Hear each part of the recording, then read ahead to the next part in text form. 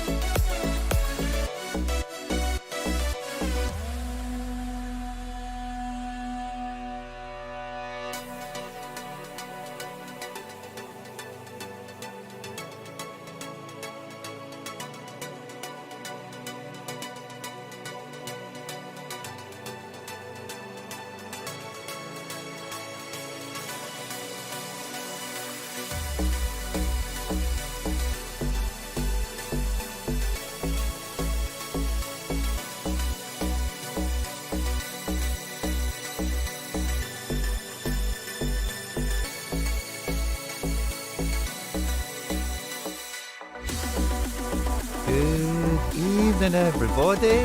Thanks a lot for joining us. Can you say party time or can you say party time? Guys, we are live and loud. If you're watching this after we've been live, thank you very much. Fist bumps to all of you. Please do drop a comment down below on anything that we're going to be talking about in the stream, the video today. If you're watching this after we've been live, it should be timestamped as well. There'll be tons of stuff to be getting through. Game weeks we're leaving. I'm chasing a podium. Game weeks we're going into. The Premier League and Sky News has just all kind of happened on Twitter. We've also got NBA stuff, and we've also got the game week calendars that came out earlier today and caused furore and uproar amongst the preppers and the doomsday survivalists of no football for the World Cup. It's been thrown into anarchy. So it's actually been a mad busy day. I don't know how long the stream's going to go on for. Buckle up. I've got my co-pilot with me for tonight as ever. As soon as I find him, there he is. There's the man, the myth, the legend it is, HarryTrades. Harry, thanks for joining us, my man. Thank you for having me, man. I'm really, really excited for this stream. This is actually too much going on, but it's a good thing. So yeah, I'm buzzing. I'm actually over the moon. It's going to be it's going to be huge. There's a bunch of people in here, nice and live and loud with us. Fist bumps to all of you on arrival. Shaka Boom, Alex Dobbins, I see you, Ryan Wilkinson, Sam D, Sorare Fanatic, Simo, Jonathan Gargi, Ricardo Cunha, Noosa Season, HarryTrades, you were in there as well. Everyone was in there enjoying the tunes, getting ready for the party. Simply Alex, Pump the Prem, love to see you, my man, fist bump. And I think that's pretty much everywhere. Stocky Scott, I see you as well, fist bumps, and Gaza. But yeah, I didn't even know where to really start, Harry. I was getting psyched up. As soon as I seen Craig Gordon was starting tonight, I was like, oh, the podium is on. And yeah, we're doing it late. Maybe going to stick the Hearts game on in the background. And, did we start anywhere else but the Prem, really, Harry, is what I'm trying to say here. I mean, yeah, it'd be rude not to, wouldn't it? It seems like the most relevant, even though we've had so much news today as well. It feels like, yeah, this is just dropped like you said earlier, 30 minutes ago, I guess. So yeah it'd be stupid of us not to chat about it, wouldn't it? Now, if you're a clickbait junkie like me and you've only read the headline and didn't read the full article, we've got the full article on screen now, so you can go and check this at your leisure, or you can kind of screen grab it with us if you like. You kind of read it as it goes. But it basically, Harry, it lays out that, like, when I was talking about this before, right? I don't know if it was with you, but it was definitely with a lot of people in a few different times. With the whole Premier League thing, I was always of the opinion that it was everything or nothing, just with the way that they'd auctioned off the rights earlier in the year, and we'd all kind of known about it had been auctioned and it was a thing. This kind of reveals that they'd actually maybe lost the auction. This other company, Consensus, I think is what they were called, Consensus with a capital S and towards the end, just to make it a bit odd, but it looks like they have tried to renegotiate and talk the Premier League down into less money or less of a commitment or less of an upfront payment is my guess on these things, because if you're confident you're going to sell the things for a lot of money, I don't know why being skint would hurt you, because it says here it's down to the dip in price of just the NFT market in general. So that's quite an interesting detail that I think caught my attention quite early on, Harry. I mean, the first thing just coming to my head now is like the fact that Sorare could probably go and show them proof of like Sorare's kind of, even though it started as and it is an NFT project, I guess it's kind of like derailed from that sort of trajectory, I guess, or like the downward trajectory of NFTs in general. Yeah. And I feel like it's kind of like sitting on its own in that sense. And maybe, I don't know, maybe that is like made the Premier League, as well as other factors, sort of, I don't know, turn an eye to it and be like, well, hang on a minute, this seems like it's, hasn't been as affected as catastrophic, I guess, as 90 whatever % of the other NFT projects out there. And maybe that helped with the backing. I don't know. I don't know if maybe I'm reading too much into that, but I do see that as a factor. How big of a factor, I don't know, but yeah. Well, we do know the funding behind Sorare obviously is mad incredible for all the records it broke. But that aside, like you say, like it's never been correlated entirely to crypto and NFTs. It has it has had correlations with booms and busts. Don't get me wrong, but like we all know, it's not the same as all these other things, but it is like you're inventing IP out of thin air and then trying to create a world around it. It was here before Sorare, and it'll be here after Sorare. Football, basketball, all this stuff, So yeah, I think I may have actually been Mark, You Never Walk Alone, but somebody a bit more au fait with crypto and that. Definitely heard them say on content somewhere this year that Sorare might actually get even further ahead because of this bear market, because there will be other people out there that will drown. And it feels like this company, man, they've got the pot of gold at the end of the rainbow. They won the Premier League license. And they've not got the cash to seal the deal. So Alex actually brings up, was it Alex? I'm sure it was. Says that the full article is a little bit less fun. And what Alex maybe means by that is that nothing's delivered yet. The Premier League are going to be getting together as a result of this. It's at the end of the article. But it says somewhere that basically all the Premier League are going to get together. A call is understood to have been convened on Friday with top flight clubs specifically to discuss the proposal. So I think, is that tomorrow it's referring to? Just because I'm pulling out the middle of the article, I've lost context. I imagine so. Yeah, it could be. Yeah, I think so. The deal is understood to focus on static images of footballers such as Kane and Haaland, could be formally agreed within weeks, So it's not that it's over the line, but it's like we're basically the only, or not, I'm saying we, Sorare is the only horse in the race now, it feels like.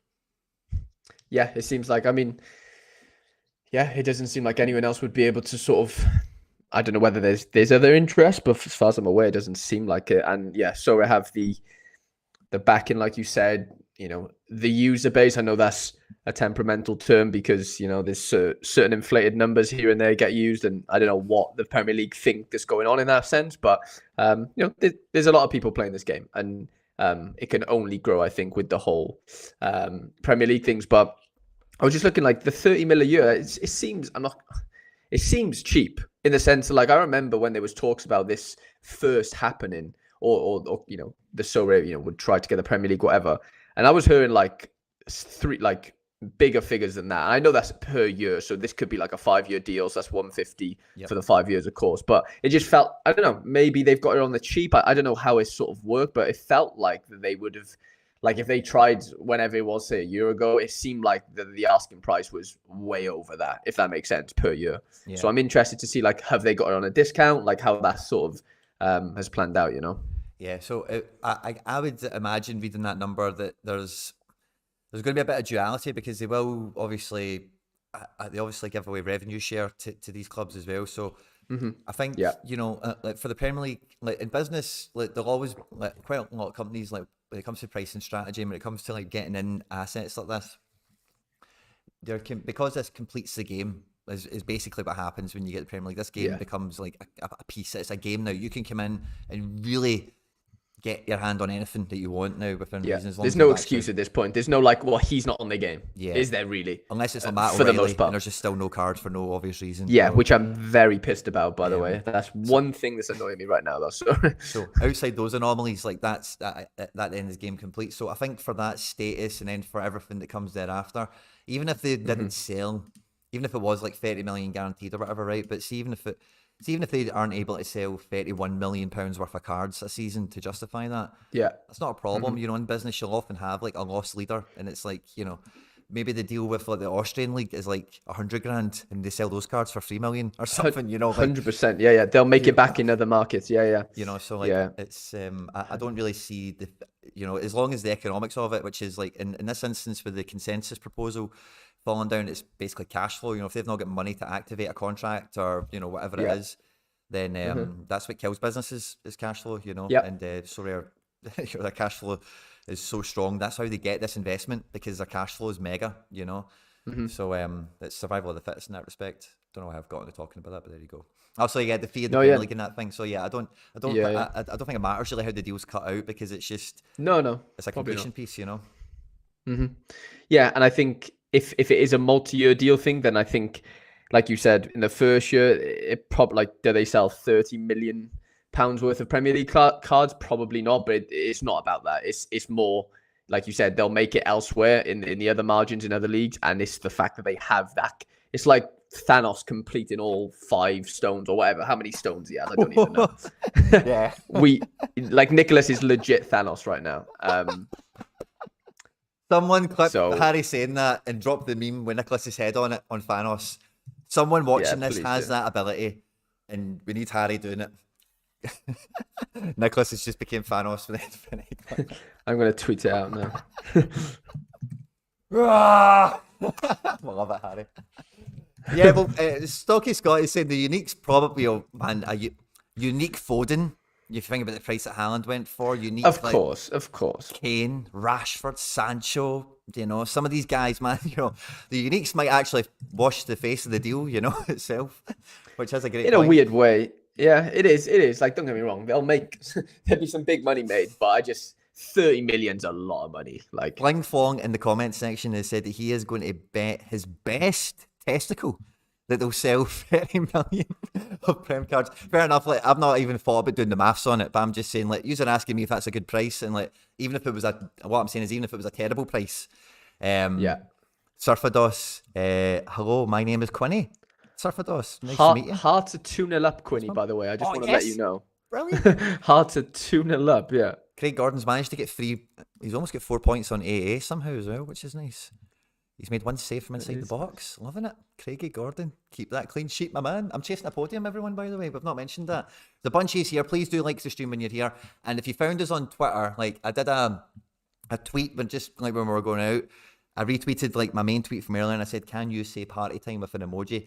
What I'd love anyone who's here to do tonight to support the stream is the actual tweet where I'm like, me and Harry are live, we're going to be doing all this stuff. If you can retweet that saying party time with the emoji, then we're best friends and teammates. And as you'll know, around my way, that means a big thing. Fling Flong, by the way, consensus deal was 434 million over 4 years. Whoever is interested, but bull market, good times. So yeah, so if it's a 4-year deal and they're saying Sorare at 30, so what's that going to be, 120? That's a massive overpromise from consensus. You would think, because Sorare know the market, Sorare know how much cards go for and so fair play. We can now guarantee now if the deal doesn't go ahead, they can't afford thresholds, or they can't afford thresholds. Yeah, and thresholds has forever been the loss leader of the platform. Like, even if. And I don't think there's ever been a problem with them paying out ETH with the auctions, that the way everything works on the platform. But if it ever became that, it would just be a loss leader. It's something that offers value, that allows you to sell cards for a value, yada yada. So, so I think they're kind of tied in some kind of roundabout way. Long term, they will make way over 30 million just on an impact on licenses and credibility. Yeah, depends how long the deal is. We ain't overselling. I'm kind of losing where some of you guys are coming at. I'll pay good money for a Reece James, says Noosa season. And it could be they have an incremental deal that increases as the platform goes, says Sorare Malta. And that's an interesting point, because a lot of these deals will be staggered and staged on, because the Premier League in any business end in these negotiations don't want to get done either way. Don't want to be overcommitted or underexposed to upside, Yeah. So they won't want Sorare selling a Haaland unique for 3 million. When they think, the last one went for 600, if that makes sense. So they'll definitely have, I'd imagine, some sort of staggered thing across progression and success. Definitely.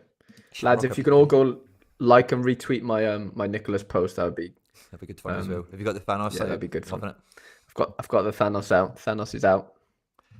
So I think, like, if we get this across, if Sorare get this across the line, man, Nicholas now, man, he is in full Thanos mode. He's got the Infinity Gauntlet. He actually is. He's got the Infinity Gauntlet in his hand, WhatsApping people and texting people, going fucking yes, we're going out tonight, get the champagne, or maybe he's already in London. Maybe this is old news. By the time these people are reporting it, I'm sure it's not a breaking development to Nick. I'm sure these guys will actually be well apprised of the developments. I think there's quite small circles in that level of crypto, if you know what I mean, in terms of company owners and people who know people and whatever, friends and whatever. So, it's yeah, for sure. So I think, like I said in the group chat I've got with Hendo and McBride, I was like, if they get this over the line in the next few weeks, like this article suggests, then we're getting Premier League auctions probably over the World Cup period. So while we've got all the stuff that we're going to get into in the stream that came out earlier today, like the game week calendars, World Cup, Global Cup, whatever that's called, as well. Would you? Oh, Simply Alex has caught one. Nick did his signing emoji 2 weeks ago. He actually let us know.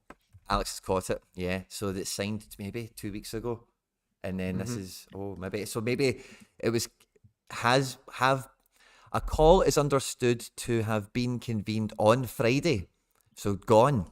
Maybe then. Oh, right. Okay. So maybe Nick signed the Friday before with the Prem, and then the following week the Prems went to the clubs. Listen, guys, update, consensus are out, Sorare's in, get with the program, and yeah, maybe that great spot, Alex. I love that. So yeah, maybe we get all those auctions and all those releases through that World Cup period as well. So this could be some mad, crazy nexus of a storm with, like, that'll be the NBA season full firing. I was listening to Nick on that Bankless podcast as well. I don't know if anyone hasn't caught it, by the way, I do recommend it. It's a really good listen. The two guys that host that seem worth listening to on the regular anyway for crypto stuff and whatever. And Nick was pretty good on it, answered some good questions. And with what he was saying to that was they're going to officially start marketing at the World Cup proper. And I'm sure a lot of people picked that up from that podcast. So if they're turning on marketing, the Premier League's coming on board, NBA's in full season, and all the stuff, whatever they're doing for the World Cup around that, man, like it's going to be a really fun winter to have cards and game weeks, man, because who knows what stuff we're going to be getting given away and access to stuff and all the rest of it. So it is buckle up, because I'm just going to kind of tail off on this, Harry, so I can give it back to you if you like. But I've kind of noticed a much better kind of level of differentiation and cohesion, if you like, between like Sorare MLB, Sorare NBA, Sorare football over the last kind of month or so. And it does feel in some ways that like the company has like almost like flipped a wee switch, and it does feel like kind of a big company behind the brand in that now, if you know what I mean, like a proper operation. Like I feel like now, like outside of, like, I think if I DM'd the main Sorare account like a year ago, I've got a fair bet of 2 or 3 people that are probably going to answer it. Whereas now, I've got no idea. It could be one of 10 people for all I know, and maybe none of them, if that makes sense. It just feels like a bigger entity now. It's kind of all the investment's been ploughed into it from VC and from, if you even want to think about it in terms of card auctions or whatever. It takes time, as everyone said, to actually get that money working, hire people, create departments, open up stuff and revise stuff, revisit it, workshop it, build it out, test it, deploy it. Blah, blah, blah. And it feels like, like we've been sizing up this period for a while, but I feel like even just as I kind of zoom out sometimes, and I don't really, maybe I'm not on Sorare for like a couple hours, for like a day or so, because I'm maybe just making videos and whatever. But it feels like now from a distance, there's a real change in posture, if you like. I think that America sort of expansion that happened whenever that was, a year ago, whenever it was when they got the New York office, I think that was like that kind of solidified, like, okay, this is becoming legit now. Obviously, they're going to want to target the American audience. They want the MLB, they want the NBA, blah, blah, blah. They've done it.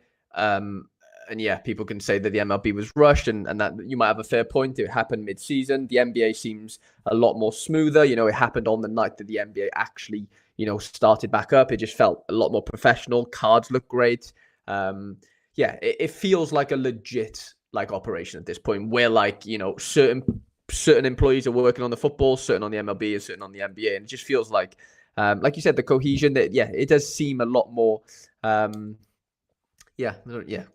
cohesive, I guess is probably the word. And like you said, it definitely feels like the legitimacy of it is just like growing exponentially, I think, as we speak. Like when you're throwing out names or logos and brands like the NBA and the MLB, you know what I'm saying? Like these are like it don't get much bigger. Like Heavy you hitters, can't man. get any bigger. Do you know what I'm saying? So like and we probably take it for granted in a weird way. Like this is a little crypto company 3 years ago that had the Belgium league and Mark from YNWA as one user, and now like, do you know what I'm saying? Like it's come on leaps and bounds, like as simple as that. And I just think, yeah, what an exciting time to sort of be lucky enough to have been playing it for a little while, and now will hopefully continue for God knows how long. I hope this is something that can kick on for a long time. Likewise, and yeah, I'm absolutely buzzing for it. Like like you say, like at these times, it's kind of hard not to kind of take a wee bit of reflective stock. I don't know how. Again, we've got a lot of you watching live with us. Thanks very much. Please do like the stream while you're here. Fist bumps to everyone on arrival. But it's I do try and hold myself back from getting a wee bit too nostalgic. So I think I'm a wee bit prone to it. But honestly, like even with NBA, like I've seen this there when I was chatting with the guys on stream on Monday. But I've just been like a kid with a toy, like a new toy with it. Like I don't know anything about basketball, and even as I'm looking at my teams, like I'm loving it. My teams suck. Like they've done really bad, and I'm still like I'm looking at them, and I'm like, okay, cool. I've got no idea why this team was so bad when I thought it might have been halfway good. And so like from top to bottom, man, like this game is really just going to take over because like for me it's just even just a sports fan, the NBA side of things, and then football being a mad nutter for this stuff. Like if you've ever been a fan on any level, man, there's buttons here getting pressed all over the shop, and like part of the thing even with me in that NBA is like I'm not even too bothered like if I don't win all the time, but I'm buzzing to get rookies and stuff like that, and I'm buzzing to try and that guy's going to dip and try and get a wee sneaky dip and a flip and whatever, so in terms of actually watching actual football or any sports, it's just levels up as well. Because me going on to basketball, like I've seen this to you at the time, Harry, as well, but like having that Sorare lens, like it's almost like a set of goggles you put on. When I'm watching basketball for the first time, I'm catching actions and the wee matrix is going off in my mind like instantly. I don't know it inside out, but I know like 3 or 4 things, and I'm like, oh, there's my guy, what's he doing? And it's great for enjoying the sport. And even as I'm talking to like Celtic fans and whatever, and we're talking about the games, there's some things you notice because like, and fair enough, it's like a fantasy football matrix, right? But it's rewarding actions that result in great football and in winning performances, etc. And when you see in reality, oh, this guy doesn't actually ever put a foot wrong, and actually everything the guy does comes off, it gives you an extra appreciation for some of the subtleties in these sports that, just even being an armchair fan, which anyone can be playing this game, maybe doesn't always even just, I don't know, you just don't see the wood for the trees. Yeah, no, mate. Honestly, like I'm playing. I haven't bought a limited yet, and I am very tempted to get like a little limited stack. But I'm enjoying like playing common cards. I have no interest. I've not had an interest in playing a common card on the football side since I've basically started the game. You know what I'm saying? So like that never engaged me because obviously there was no limiteds at the time, so I just went straight into rares. But like this, like I'm actually like enjoying waking up and seeing if Steph Curry scored a 49 for me or Josh Hart scored a 37. Like I'm engaged, and they're common cards. So imagine what that's doing for like new users, if that makes sense. Like, I'm a veteran, and really, like if we're talking like how long have I played this game for, and it's still giving me that buzz, and it's a new game, and I've enjoyed watching basketball, and I'm just gonna, like you said, you get that Sorare lens, and it kind of just enhances the watching experience in a very simple sentence, and I just think that's so valuable. It really, really is. Whether you're playing for free, whether you're buying limited, whether you're going up and you want to compete in rares and super rares, whatever level it is, there's such a engagement level to these games now, to where new eyeballs are watching, and globally as well. Like the NBA is obviously big, and there's a lot of fan bases outside of the US, but I think Sorare, if they can really get it right, like they can get eyeballs on these sports where normally they wouldn't be, if that makes sense. And I don't know whether those numbers are going to make much difference, but they definitely will eventually, Yeah, for sure.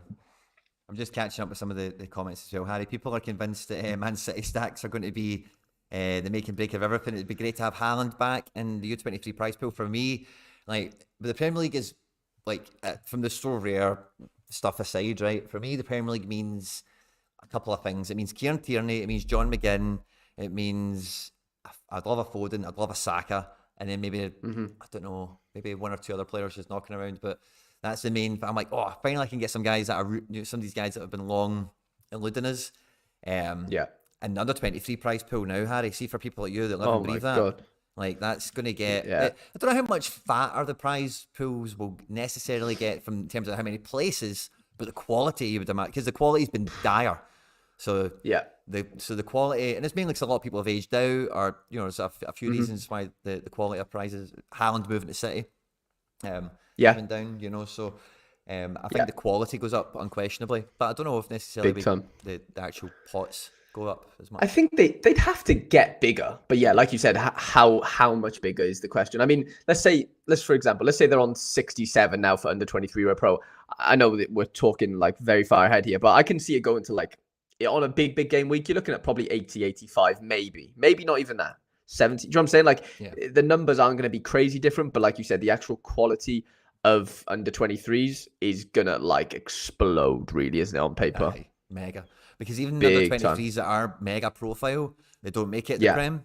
They go to the Bundesliga, they go to Serie A, they go to like the best places in Challenger Europe, and our bosses, So 100%. So pulling them will be tons of fun. Or they go to the Championship, get 46 games a year.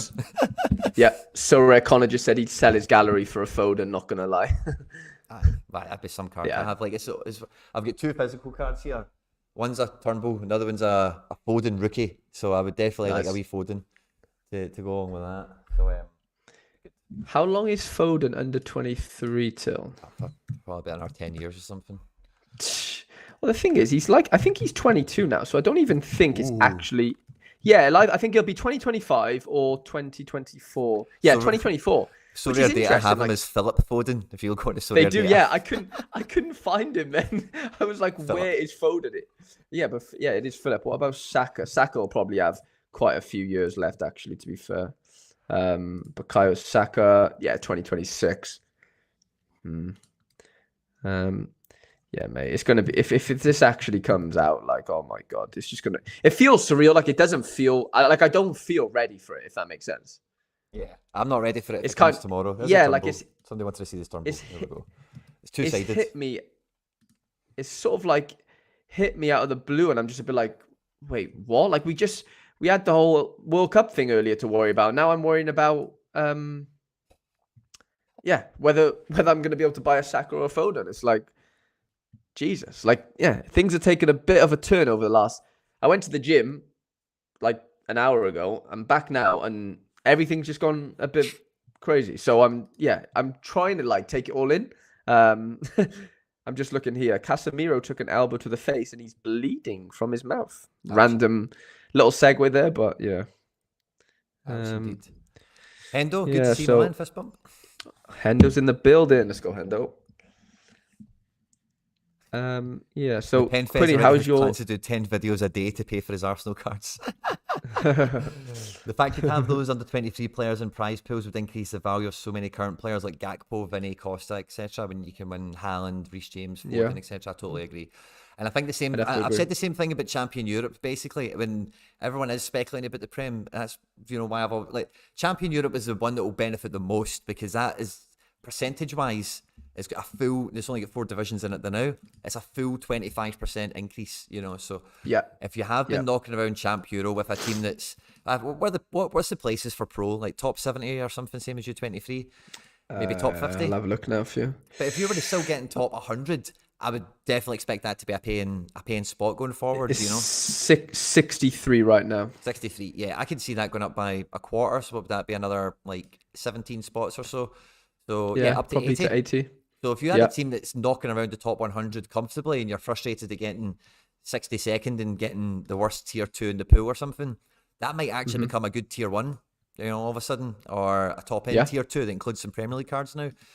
And likewise in D4 or in D2, if you're thinking about tier 3 and tier 2 super rares, man, there'll be some of them in the Prem that might be worth a pool if you finish 12th or something, So high scoring, good value champion rare cards, like if you're into getting Prem prizes, particularly in limited, I think that could be amazing. But again, maybe not limited. Limited is a bit more dominated by, you know, the Mbappes and the Kimmies and whatever, you know. But certainly for Rare and Rare Pro, because it's such a shat-on division now. But as soon as that goes in, it changes overnight. Yeah, it flips, doesn't it? It flips on its head big time. Yeah. Tons of great stuff coming in from the chat. The fact that, oh no, sorry, I caught that from David Taylor already. Thanks very much. Sorry, Josh, Champ Euro players in general should boom. People will be wanting to win them, even for those. Yeah, I think that's in line with what we're saying. The Arsenal deal, will the Arsenal deal with Ultimate Champions be affected? If Sorare have their way, yes. Like, Sorare will shit on that, because I think Ultimate Champions said as much with some of the championship deals that they lost. So if there's room for them to be shat on, I suspect they will be shat on. Yeah. So yeah, no harm to them or anything, you know. But like, you know, I think that's as honest an answer as I can give to the question given to me, you know. Yeah. Jonathan Gargi is saying that he'll be excited for the Prem for some more to get Solomon, but even a tier 3 get the Prem would be more exciting. Chelsea will be a gold mine for those youngsters being loaned out. It's Noosa season, you're spot on there as well. But yeah, so I think overall, like, it's going to be brilliant for football. It's going to give it, like, because again, like, even when we're talking about this Champ Euro, maybe reimagining, you're seeing it now, and actually I think we'll come to it later maybe, right, but the way that they're slowly rolling out the divisions in NBA, for example, to make sure that there's enough cards in enough people's hands, so when the division opens, it's a fair fight from the first whistle. You're not going to get that in Champion Euro.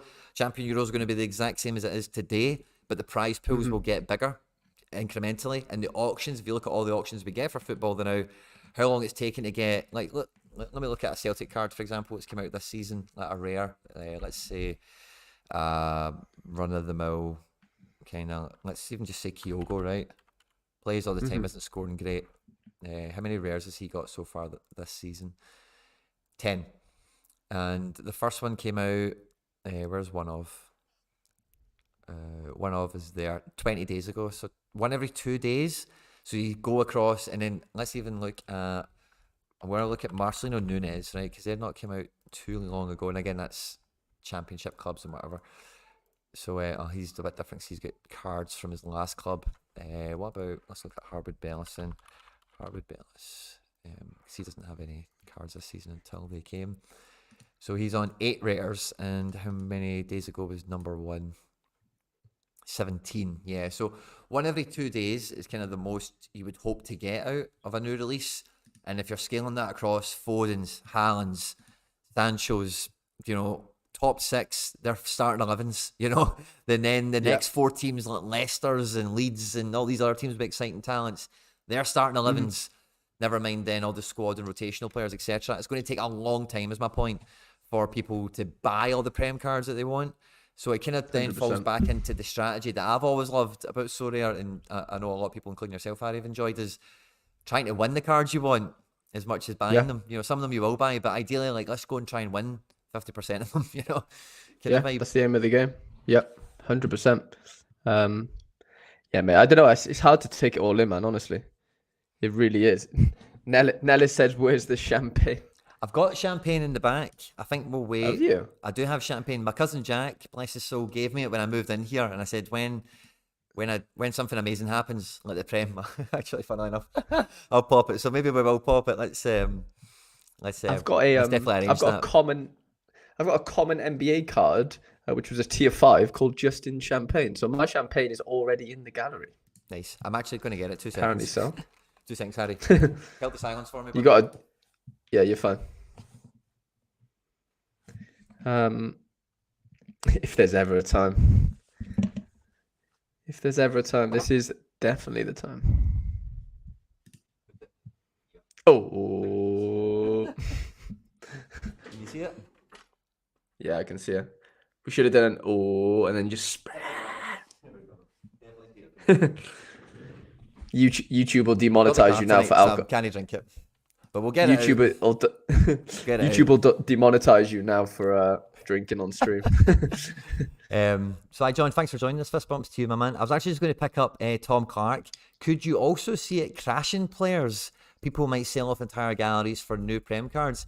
I could definitely see that. So I think I could see that if I'm a guy that's got under 30 cards and struggling like mad, and finally I can get Brighton or whatever, you know. then yeah, I could see people just putting the handbrake on and going, fuck this Austrian stuff for a laugh. I'm going to go and get, and again, it would need to be either you've got a lot of money and you can go for your top 6 club that you support, like You'll Never Walk Alone does, or it might just be, because there's lots of Premier League fans that play this game that adopt foreign teams, you know, and I'm saying Brighton, you can say Southampton, Leicester, Leeds, you know, how many Leeds fans play Sorare, you know? Wolves, there's lots of clubs like that, you know, so I could see that happening. Any native players that have a gallery now, they'll have done that. People will make moves similar to me where your gallery becomes 50% to 3/4 your real, like your team, and then the other 50 to 25% is your Sorare love, a bit of a trading strategy, or a wee bit of U23 action, or whatever else is your spice of life. Definitely. Yeah, I think you'll probably see that transition maybe of players who have like a smallish rare gallery, like just sack it off and just go into limiteds. I know that was it. Simply Alex said, I have 3 ETH in my balance. I was going to buy a rare pro team, but with this news, I'm thinking back to limited. What do you guys think? And that just made me that did just make me think in terms of like, where's that comment? You know, it's a little bit further up. It is, I missed that, sorry. It's just above Hey Mate, or Hey My, sorry, or Hi My. He did like a double comment. But yeah, I just think like, I mean, it's a tough one. It's obviously on you, but Alex. I don't know. I just think if you were able, like, let's say tomorrow now the Premier League cards were released, it'd be tough, wouldn't it, not to just go in and just buy a load of good limited Premier League cards, wouldn't it? Surely. Yeah. That have like midweek utility, international utility, because most of the good players play in the Premier League. They play for their international team. So I don't know. I think that would be more exciting. As in, like, you could be more fulfilled. Whether that's like a better ROI, I do not know. Again, it'll need to be horses for courses, you know, because again, like, you're not going to go and pick up a Brighton stack and be a champ Euro regular player, you know. No, definitely not. Definitely so I think depending on what your, you know, say what your spice is, you know, what it is you're going to be picking up, is understanding, right, well, I'm going to be picking up Southampton cards, and maybe I'm going to have 2 guys that are really good for specialist, and maybe I keep the goalkeeper for all-star, and then, the super rare, the guy I love, he goes into my big team, or, you know, it'll be little kind of bespoke strategies, I think, they'll come out of that, outside of the Man United fan going and buying all Man United cards, etc. And then I think for most of us, it will just be pieces that you can plug in. Like, you need a midfielder that's going to play most weeks, that, you know, has a bit of upside, and you like this, you know, it'll be those kind of, I say, bespoke kind of ad hoc strategies, I think, overall, rather than, because it's not going to be one of these divisions like we've seen with Mexico, for example. Like with some of the Mexican clubs, they've all had little peak periods of being an apex team. In the Premier League, you don't really get that unless you are really hot on FPL and you know the next 5 games for a club is massive, you know. But that's quite short. You know, you're not going to get too much SO5 dominance out of run-of-the-mill Premier League players versus even a top 5 side in Challenger. You know, like top 5 in Holland is probably better than SO5 wise, top 10 in the Prem or top 14 in the Prem. Yeah, completely agree. 100%. Yeah, no, it'd be interesting. I don't know. It flips everything on its head big time, and I do wonder how big is it, if that makes sense. Like, do we see user bases double? Like, is that how big this is going to be over time? I'm not saying like instantly, but is that sort of the thinking behind this, would you say? I would say, see, for the UK audience, right, I think this is more of a watershed thing than actual, we needed the Prem to be on board, if that makes sense. Like, you know, we were laughing at some of the retweets and whatever. I'm not going to name them, so I just don't want to give them any air. But we were laughing at some of the retweets and whatever before we came on from some, like, let's say, haters. Feel like, and for anyone who's like a bystander to all of this stuff, like, and I get all the time with Celtic fans talking to them in person, is NFT and crypto and all these things.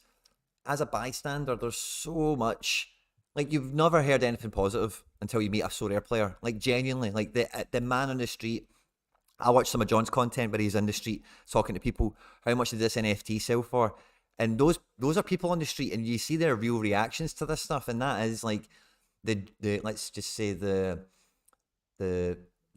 collective consciousness towards this stuff is that's what it is. It's just this joke thing that lunatics in America spend lots of money on, or people with too much money just fart into the wind with it, or, you know, Whereas this is the No, I agree. first real application of it, but it's like, oh, this is why it's a good technology. This is why it's something that will change things going forward, because this is quality.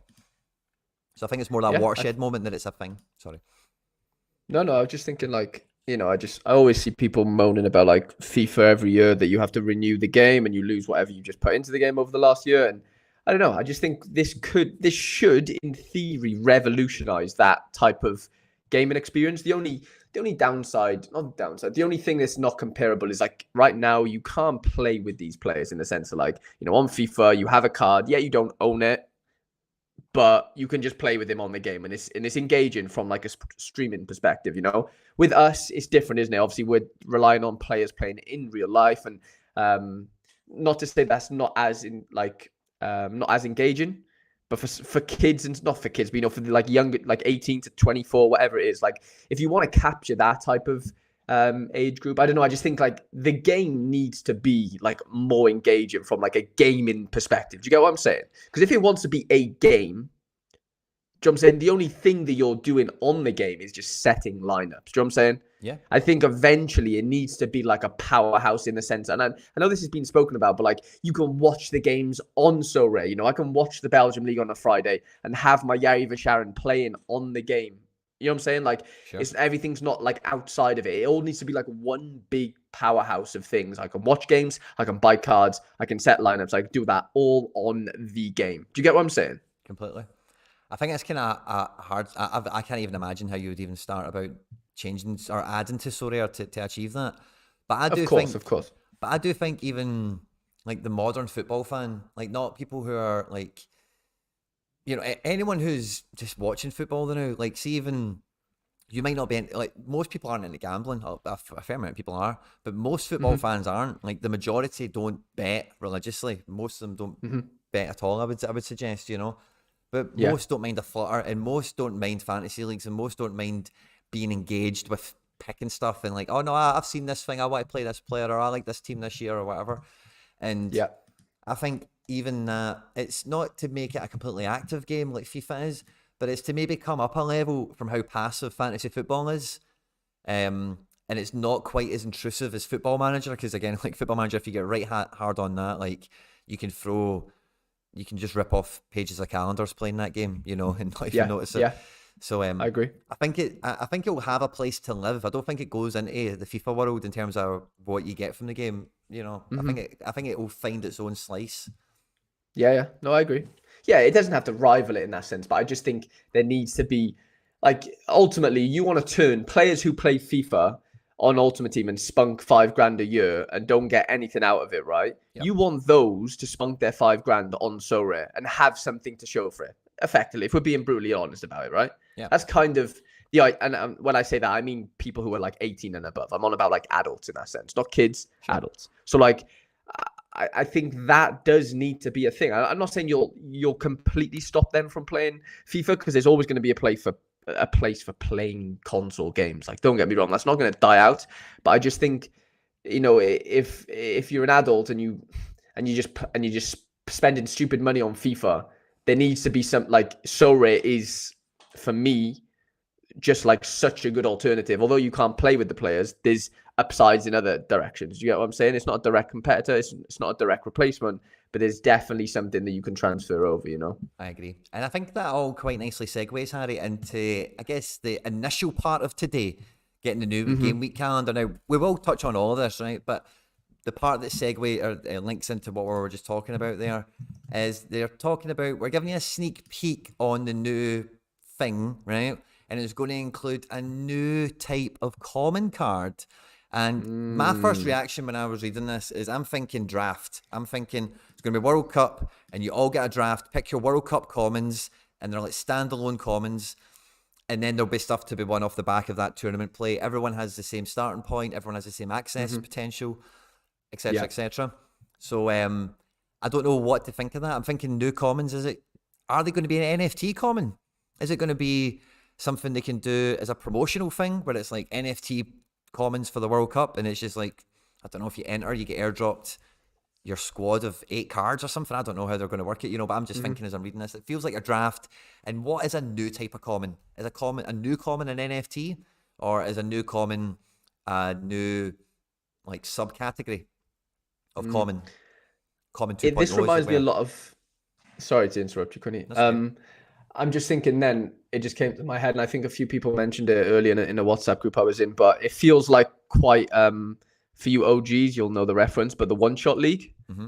So when Ubisoft did that Yes. one shot league, and that was quite similar, wasn't it? In that sense, it was basically a draft type of system. Yes.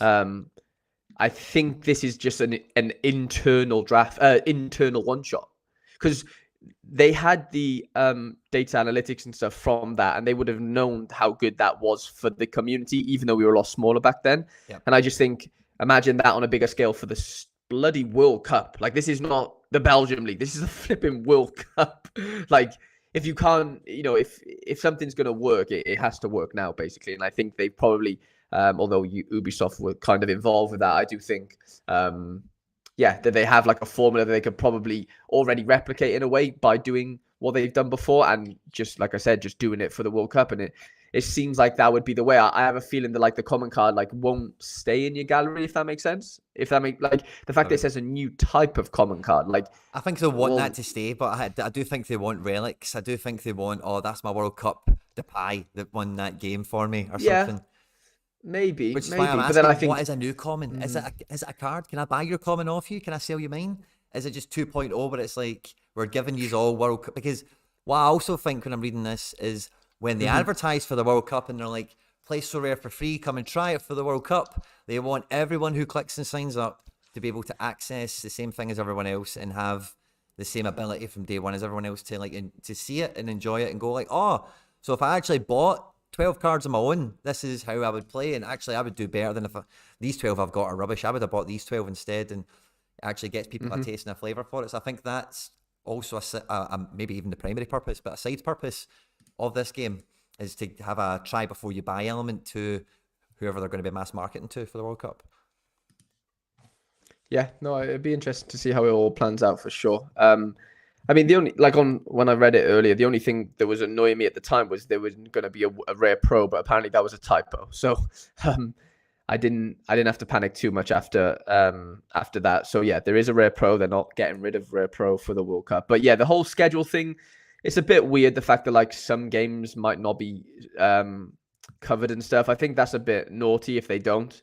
With the whole La Liga 2, the Serie B games, I'm just looking now. There's a few championship games that'll miss out. Chinese Super League, like that doesn't sit right with me too much. But then I also think, well, at the end of the day, like this is a World Cup. They've changed things around for this World Cup. It's in the winter. Like there's certain things that had to change effectively. This is screwed up the calendar, the footballing calendar in many ways. So, if we miss out on one game week's worth of games, is that the end of the world type of thing?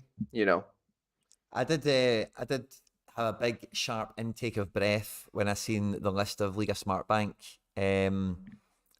fixtures that were involved for it. It is one match day, and it's between the 8th and the 7th of December, which is going to, it's actually... But then there's more, yeah, keep scrolling, there's definitely more. Oh, no, there is, but see that one, the 7th and 8th of December, if you look at the adjusted game weeks, it is actually no game week covered there. Okay. So it's not that even the kickoff times and the start times and close times might not marry up and they might slip through the cracks. Match day 4 is the 3rd to the 6th, and then match day 5 is the 9th to the 12th. So I don't see how that couldn't be a midweek game week or some shit. Like are we, one squeezed in the middle somehow. I know. Yeah. Because there's days missing. So I don't know how they couldn't just squeeze that in as a wee mini game week or something. Make one the division 15th, open, and just give them something to play with, The 15th to the 17th games, they won't be covered as well if we're going off that logic as well. Yeah, there's a Celtic fixture in there as well. I think it's been moved. Aberdeen Celtic. Aberdeen Celtic at the bottom. It get moved recently. I'm going to go check when it get moved to. Quinny in the mud here. I was looking forward to that game as well. I know. And then there's a Rangers Hibs game as well. So yeah, that is interesting. Yeah, so it's going to be at 6 o'clock. They're moving the kickoff time. It's the 17th. They're bringing it forward to 6 p.m. So yeah, that will slip through also. Yeah, So yeah, I don't McBride know how. says not covering games is crap, which I kind of agree with. Yeah, I just don't. It just Oh doesn't no, sit match right with me, day. to be No, the honest. 17th is there. So yeah, it depends on when it starts. So Yeah. if it starts on, yeah, so it depends. I think that's what it says here. These things are at risk because a lot of these kickoff times will be movable. So I'm Uh-huh. not actually worried about the Celtic ones. I don't think it will be kicking off like so early in the day that it would miss a deadline. If it's kicking off at six No, o'clock but on the 17th, the problem is the games in Qatar are all at weird times. So do you get what I'm saying? yeah, but it's going to be as well. Like, let me go and check. Right, let me go and see. I know I'm with you. Because it says here match day deadlines will be 1 hour before the games. So, Oh really? yeah, I missed that bit. 1 hour before the game. matched under the match day schedule. It says match day will be 1 hour before the start of the first Sorare Global Cup match day. Basically, end times are subject to change between now and our full announcement closer to the competition start. All these games are kicking off between 3 o'clock and 7 o'clock and 10 o'clock in the morning. So I think, yeah, if you've got a game kicking off in the evening, UK time, I think you're safe. Yeah, Because you know it's a yeah, I weird time imagine for so. Qatar. It's like 3 o'clock here, 1 o'clock here, 7 o'clock. That's all the group stages that these games will be knockout games that happen in these game weeks.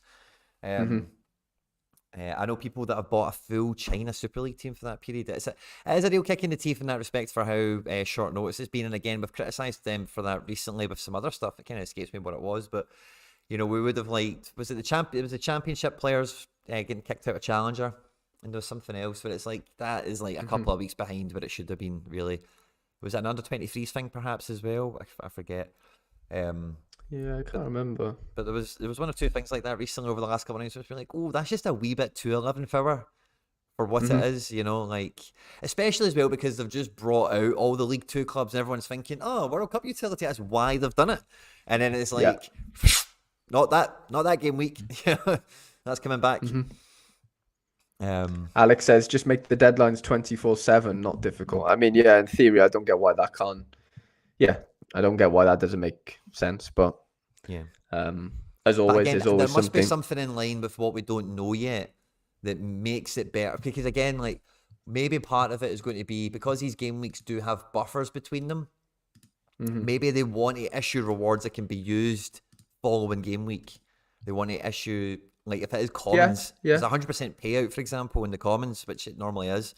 For example, Hmm. maybe they want you to start with 10 cards and then you win another one, or if you finish top 100, you win two, or whatever they're going to do with the commons, and they want you to be able to collect an arsenal, roll through the group Yeah. stages, get to the knockouts with like, oh, I managed to get 3 Dutch guys, thank fuck for that, and or whatever.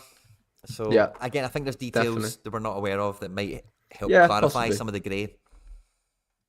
Possibly. Because I think all this has to be done for a Um, reason. They've not done it just to piss us off or to wind folk up. no, no. There must be But a the reason bigger is reason, but it's like because. this facilitates Hmm. the World Cup game so we can pay people out or so that this can happen or Yeah, yeah, whatever. yeah. No, definitely. They've obviously, why? Yeah, you want to keep the World Cup or the Global Cup on its own. So I get that. You know, what I'm saying you don't want to play La Liga cards with World Cup cards in that sense. It should. I agree with the whole like just make it a Global Cup, World Cup type of thing, right? I get that, but then I just feel like, well, what happens with, um, the other games that are going on around that time? That's all. I'm a bit like, just rubs me up the wrong way a little bit. But like you said, let's see if there's a yeah, a bigger reason for all this, maybe.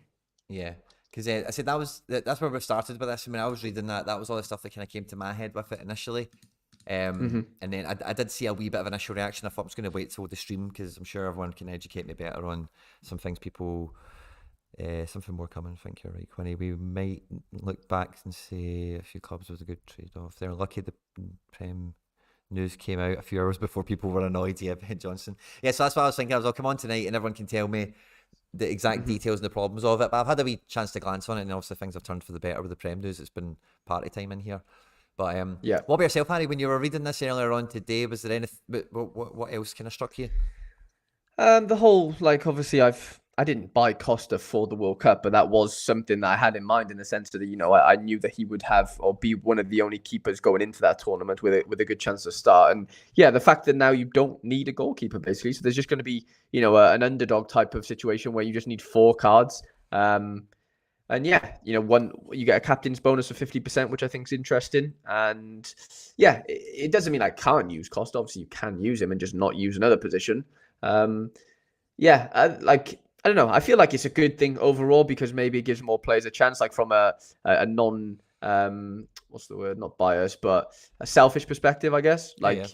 Like, just because I've done something, it doesn't mean that just because other people haven't done that something that they shouldn't be able to play. You know what I'm saying? Like, I feel like it should be an inclusive thing. It's the Premier League. It's the World Cup. I think it should be celebrated. And if you have a chance to, if you have a couple of cards lying around the play in the World Cup, then you should have the chance to play them. And having 4 is easier than having 5, as we all know. So I think that's good. Like overall, I don't mind it. It's not the end of the world in any way. And then yeah, it's just like I said, I was a bit scared that the Rare Pro would be obliterated, but it isn't. It's still alive, thankfully. And yeah, mate. No, other than that, I mean, yeah, obviously I'm excited to see. I'm just excited to see what these common situations are. Apart from that, it's kind of just see as it comes, isn't it? I know all these things get done so late. That's the only thing that bugs me. Everything's just a rush. You know what I'm saying? It just seems like everything's a rush, and I don't know. That's the only thing that annoys me a little bit. But other than that, you know what? I'm pretty satisfied with it. At least they've put something out. What's your feelings? I'm not surprised they've done this, but I feel like, again, I would be frustrated, and I'd feel frustrated on behalf of anyone that prepared by buying a Costa Limited, or even, heaven forbid, a rare or a super rare, with the sole intention of crushing throughout World Cup. Yeah. I think this would have been a nice addition. Because even if you just make an additional division and then you split the prize pool between the two of them, because the prize pool will be quite bare anyway, you would imagine, if they do tie into the whole active players element that feeds into the prize pool. So, and then you give half the people that are prepared a prize pool to fight for, and then you give half a prize pool to people that were going to sling it anyway without a keeper and just hope for the best. Maybe they've now got a better chance at it. But I don't know. It's a wee bit too last minute. Stocky Scots picked us up. It was also the scoring matrix that had like a 4 weeks notice on it, and it was like I think we'd had a match day or two in Spain or Italy or something, and it was like the Prem was still like 4 weeks away or something. Okay. So yeah, that's it. And there was another. So McBride was also asking about your boy Chow Henrique, Harry, if he should be going getting his super rare. McBride is hoovering up super rares for fun at the moment. He's on fire, is he? Yeah. Is Kyle got an assist again tonight? I don't know. Of course he does. Of course he does. No, he doesn't. He has a 27 DA. He's flying though. Chrissy Quirk saying his gallery is worth around 3 ETH. It's getting to a point where I should be selling my Baccacetus, isn't it? Yeah, I think Baccacetus, was he going for about 0.6-ish an hour or so? So yeah, if he's cutting close to 20% of your gallery, Chrissy, it would make mathematical sense for you to do that. For sure.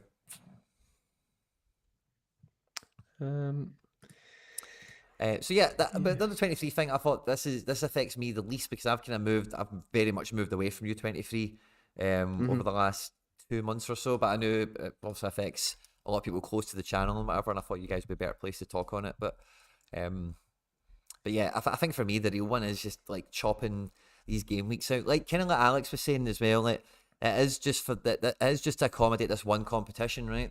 And I'm thinking, and if this competition is for an onboarding mechanism, is to be for new users with these new types of commons, we're all going to get them, right? But anyone who opens their account in match day 2 of the World Cup is still going to have access to like a one-shot league or whatever it is they're going to be doing for us, and they can still have an access to these commons and whatever. Maybe then, maybe you just keep SO5 running the way it is, and then maybe this is just a parallel thing. So possibly. I don't know. Yeah. They've obviously not decided not to do that, but I hope it's for them. But Alex brings a good point, and that maybe is something they've looked at as well. Yeah, definitely. But I just wanted to throw that out there. How are you looking for this weekend, Quinny? So great question, right? As I've kind of thrown on screen just so people can kind of see my bemusement. Riga FS have scored against Hearts in the first half and killed my Craig Gordon clean sheet, which means I'm now sitting 4th in specialist with no real hope of climbing onto the podium, because without a clean sheet or a penalty save or something like that, I don't envisage him getting enough AA. I need another 7 points Yeah. Craig Gordon, I need him to break 45, realistically. If he can break 45, we get to the podium. But I don't think it's likely. I don't think I'm going to get it. So I'm probably screwed now that he's conceded his goal. So that's all I've got for the midweek, Harry. Did you? I know you had a couple of teams out. I was listening to your stream on Monday or Tuesday. You had a couple of teams out. You got some ETH? Yeah. I did get some ETH, mate, for the first time ever. I decided to play my 5 rare under 23s in All-Star instead, basically. And it's worked out quite nicely because Fatty was on the bench anyway, so it didn't really I wouldn't have won anything basically in under 23. Enzo got an assist, which I probably should have played him elsewhere. And then Costa ends up doing what Costa's doing right now and just saving penalties left, right, and centre. So yeah, ended up on 285 points with that. And then my main team, which has done okay. Muric got his first clean sheet for the gallery, which was nice. But then Carlson and Odegaard tonight was quite disappointing. And Carlson got a really good AA, 22.5, but got brought off in the 74th. Odegaard, no goals for him again. And Florentino Luis with the decent AA and Badiashil's playing right now. So, yeah, I'm annoyed because I played Yari Vasharin as my captain in Underdog, and he scored 134 points, Quinny. So he scored an 89 with a goal and an assist. Isn't that just the way of it? I know. Yari's back. That's 4 DAs in the last 3 games. The boy is finally back. Apparently, he played in the number 10 role tonight and he was a little bit further forward, nice. Which was nice. And Jordan Bayer, he hadn't been in the squad for 2 games or 1 game. Hasn't been in the squad for a game or 2. Ends up starting for Burnley. Obviously, gets a clean sheet. And it would have paired beautifully with my Muric. So that's disappointing as well. I've basically just used the wrong 2 super rares is kind of the...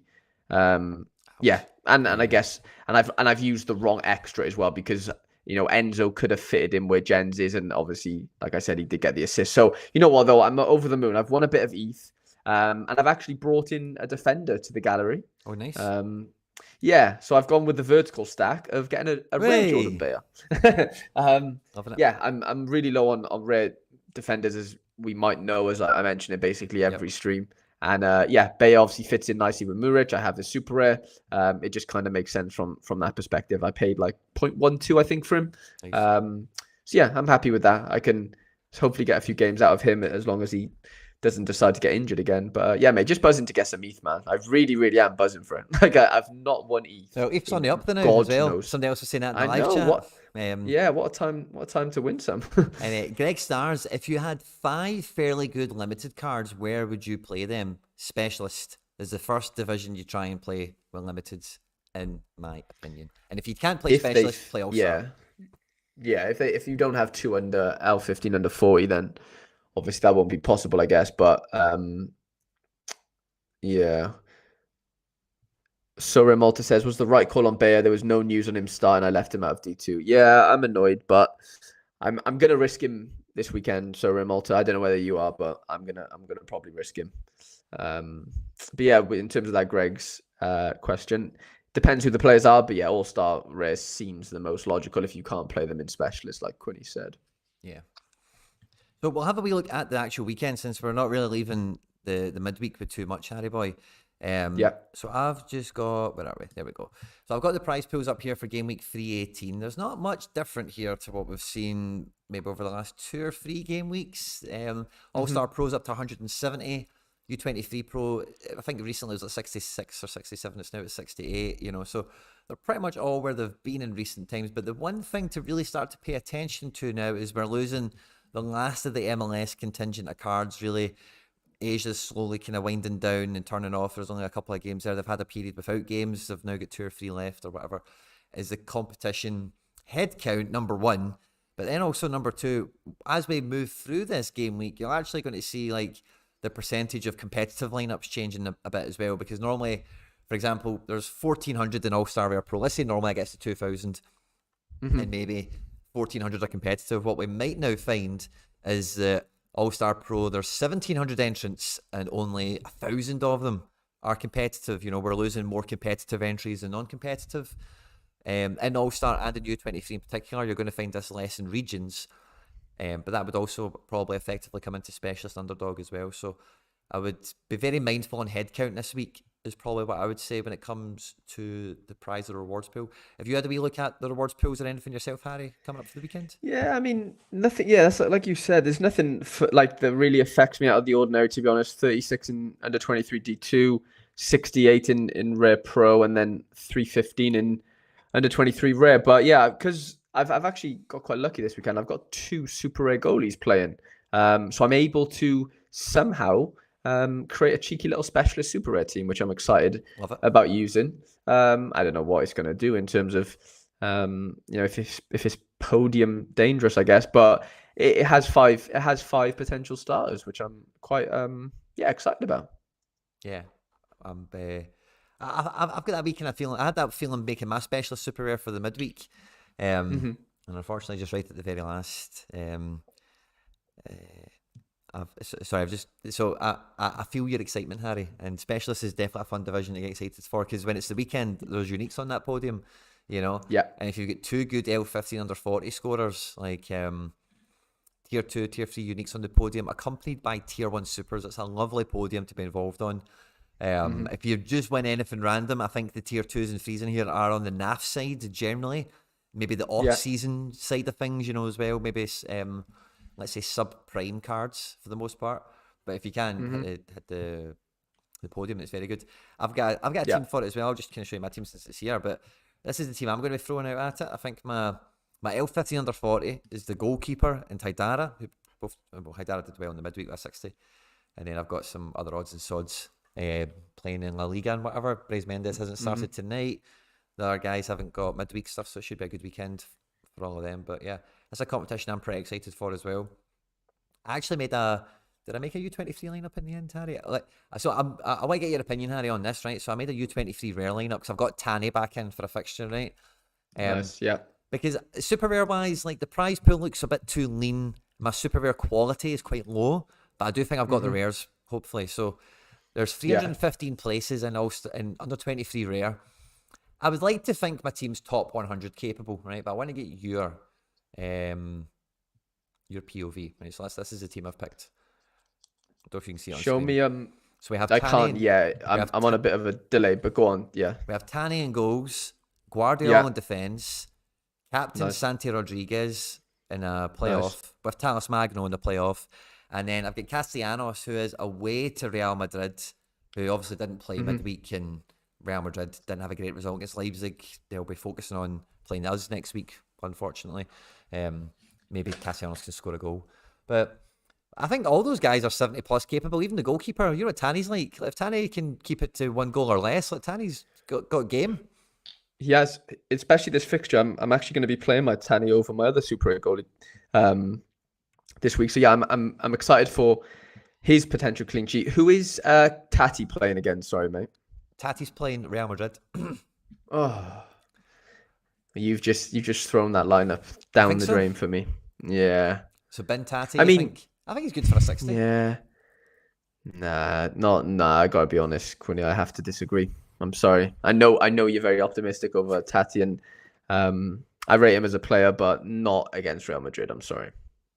And we're also getting. I'm also getting a question if I think that Guardiola is going to start. I think he does. It's a big game they've got against Leverkusen. I think he does. Hendo agrees with me. Hendo says Tati's a wild shout. I think so. Well, I've got Mikey Johnson. Yeah. I've got Felix Nemeka. I've got Get Mikey Johnson in. Mikey Johnson's on fire right now. Could get Mikey Johnson in. I've got Gio Reyna. I've got Tyler Adams, Tanaka. Maybe Ferran Torres. Could you play Ferran, or are you playing him already? I could play Ferran. Do you think he plays against Valencia? I think so, yeah. I think they're having a bit of a refresh, I think, of Barca in the sort of forward positions, I would say, over the last, since like the Bayern game and stuff. I think there's going to be a bit of a refresh for sure. Oh, actually, you know what? No, play Mikey Johnson because he's actually playing against Famalicão, who I follow quite closely, and they're not great. So, oh really? I would play Mickey Johnson. Nice. Yeah, I really, really would there. Nice. We fancy him to batter Famalicão. Yeah, 100%. Nice. He plays for a good team. He plays for a very good team. That's good. Good. Semi-good. So I've just ruined a team by doing that. I think So, But you've also then just made a team oh no, way no, more competitive, you know. it was this crap team anyway. So I think was he an L50 under 40? It was. This was just me filling a specialist out with an L15 under 40. So I need somebody to throw in there that I've not already used. I thought I'd just put oh no, Ferran Torres is an underdog. I guess I could put Ferran Torres over here then. Or Giore. I'll put Ferran Torres in if you fancy him. There we go. Ferran can go there. That's fine. Awesome. How many teams are you getting out this game week, Harry? Let's see some of your teams. You know what, mate? This is a record-breaking week for the channel, I think. Can you remember the last time I had 6 teams? 6? Wow. I have 6 teams, yeah, which is an absolute record for myself. Yeah, I don't know. I mean, the Rare Pro on paper is probably the best it's ever looked. I don't know what the chat thinks, but we'll see their opinions as well. Who's Florentino and Luis playing? They're playing an easy team at home, like Chavez at home. Beautiful. Yeah, him and Enzo have like a perfect fixture if they both start, because there is the odd sort of rotational issue with Arnaus playing. Can play left. Well, he plays like left mid, but then he also plays CDM. But yeah, this is a team on paper and in terms of fixtures is like ridiculous. AZ are at home to absolute, like I think they're 18th in the lead. Followed them. Badia Shields playing 20th in the league, Angers. And Costa's playing 16th in the league in Santa Clara. Like on paper, like in terms of matchups, I don't think I'll ever get a better week. It's just whether or not they all just bang, basically.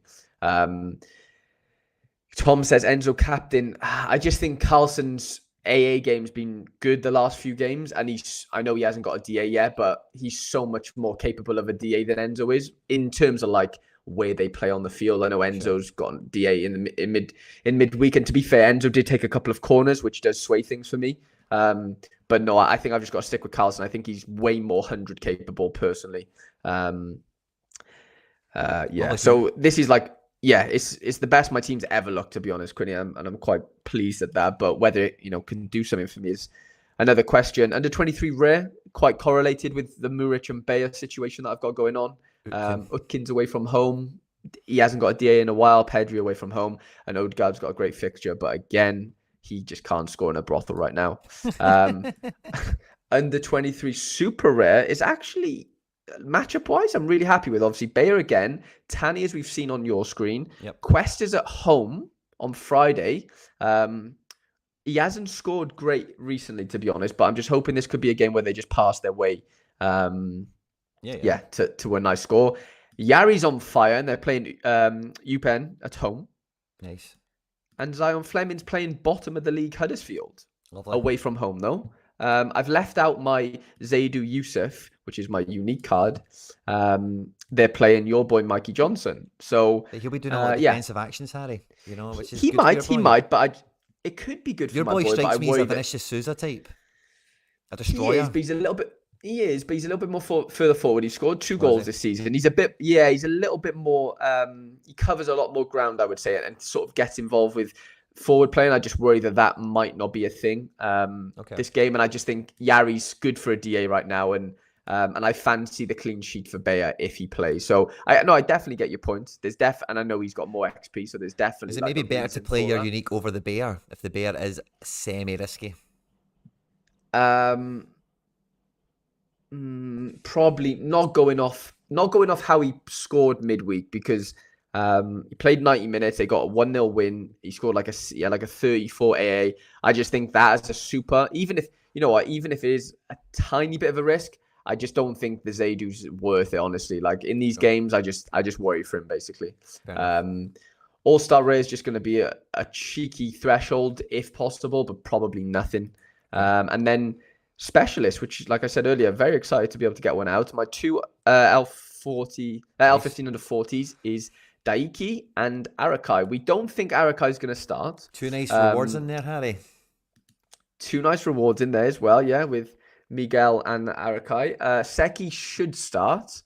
So I've basically got these 3, like, they're all playing in the same game. Arakai and Seki are playing for Antlers, and Daiki's playing for Shimazu. So, yeah, last but one game of the season. We'll see what happens. De La Fuente's at home. Think it's a good fixture. Real Oviedo at home. Nice. Coop does have a tough fixture away to Genk, so this could be over before it started, to be honest.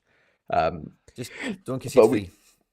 don't concede 3 and just get yourself the AA that I know you can get, basically, is kind of my thinking there. And then underdog super rare, which Matson's away to PSV, which is going to be tough. Aikida's obviously playing with Tani at home. He's good for something. Slattery away to your boy Tony Watt and Dundee United. And Lucas Piton missed the midweek fixture. It's always a good sign. When they're on the bench for the midweek, should play on the weekend, basically, is the look of or is how this seems to play out for him. So, you know what, mate? It's the most like full my gallery has been in terms of like just getting cards on the field type of thing. And I'm just really, really I'm ecstatic for the weekend, to be honest. Nice. Sorare Malta says, no reason why Bayer shouldn't start. So this is the only reason why, right? I spoke to a Burnley podcast guy earlier, and he basically said on Tuesday night, about 80 minutes in, I think it was, he said that it might not be an 80th minute. I'll have to double check. But basically, a part of the game, Bayer sort of like pulled up a little bit and then basically said he wanted to carry on. But then Company didn't say anything today in his press conference in terms of like, he's a risk. He's not a risk. He literally didn't say anything, but he did say that like Cullen might not play because he was touch and go Tuesday. So I don't know. If you read into that, then you probably think he plays. But I just don't know. That's the only sort of quote unquote risk that sort of comes with that situation. David says Burnley should dominate passing points against Reading. Reading aren't very dominant possession. Should sit deep, very low block. Yeah, that makes sense. I'm hoping Bayer can find those sort of passes in between the lines and maybe get some attempted assists if they're really far forward in that Reading side of the field. Yeah, I think. Sorry, the comments kind of threw me off there. I think it's definitely a good game to be involved in. From that sense, I was just going to come back. Sorry, somebody was asking about Abada, if David Taylor. I kind of agree with Hendo. I don't think Abada starts, but I think he'll definitely feature. But what I was going to say is I've got a similar thing with Giakoumakis. He got a bang to the leg in the 85th minute or something like that against Shakhtar. Was maybe going to come off, but then finished the game. He's played 2 90 minutes in a row, right?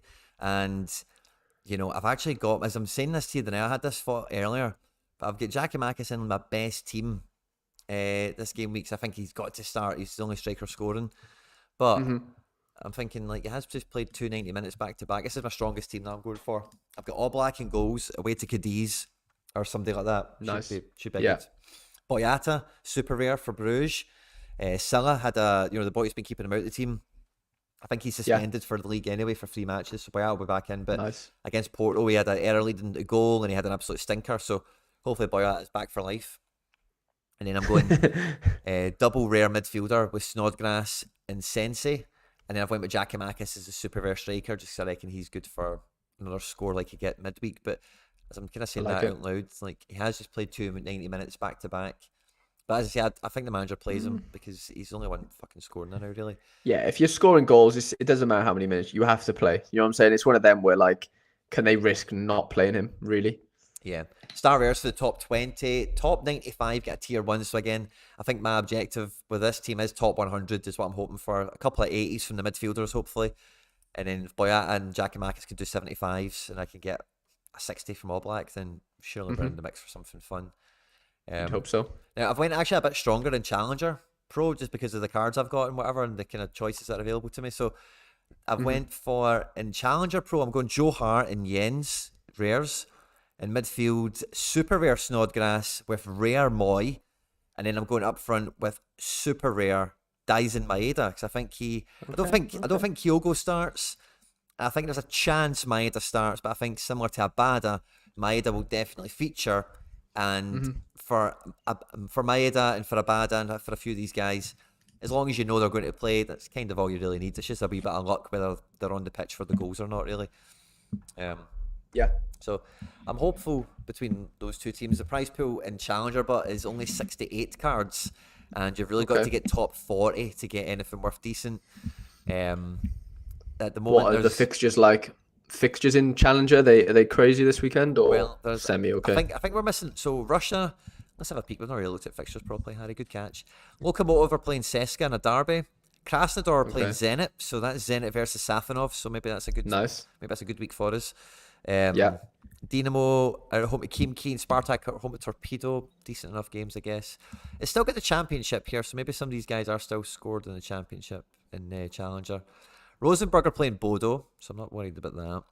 Celtic Livy. Who have Zagreb got? So they just get dicked in the midweek against AC Milan. They're playing Osijek at the weekend, so don't know how good they're Away as well. Yeah. That is, yeah. Besiktas, good game, as you said earlier. Galatasaray, toughish game. Fener, easy game, but they're away, and they had Champions League midweek as well, or Europe, whatever it was, Europe Tonight, I think. Yeah. tonight. Yeah. Yeah. Bruges have got a really easy game at home at Ostend. PSV okay. at home to NEC.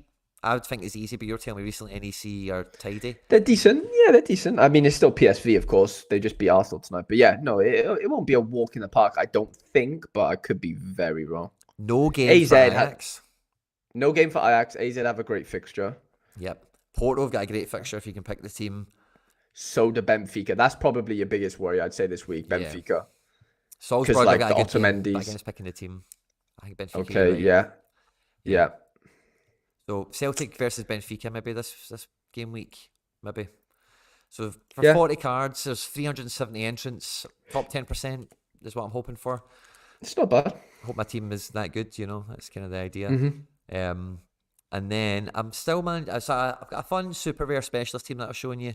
And then my last kind of rare meaningful team is Sean Johnson in goals, Andy Robertson in defence with Callens.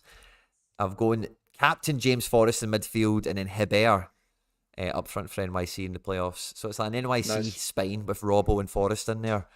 So a Scottish right winger and a Scottish left back with an NYC spine in my five-a-side. So it's quite a nice play in the end.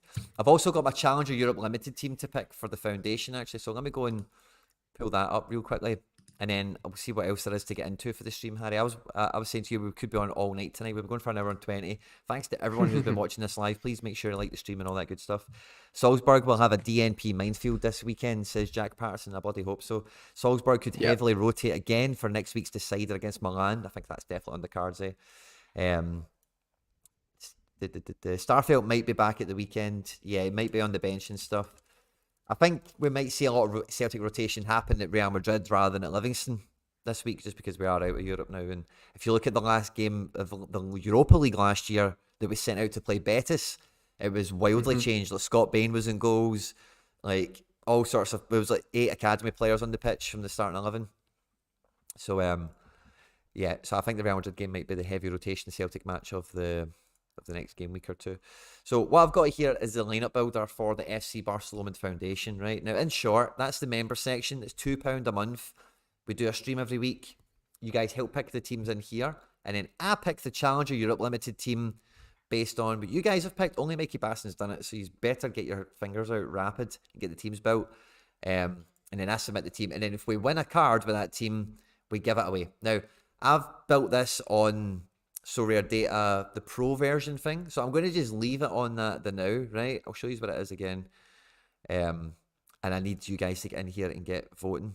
So I had it come up as class, and I kicked Hatati out of it because I kicked Tony out of it because I just don't know if they're playing.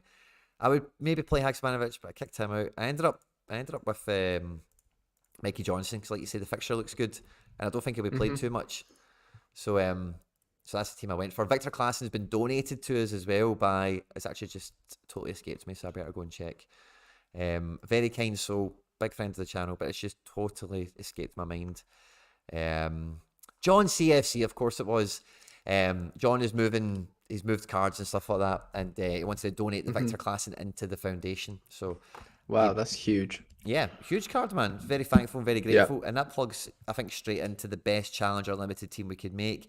I would make Balotelli captain. He's at home to FC Zurich, and Balotelli only does 70 pluses in Switzerland, it would seem. You know, he's an absolute killer. The rest of the guys kind of speak for themselves. Philip Max, if you expect him to play. If you don't, we've got plenty of options. We can play Teze.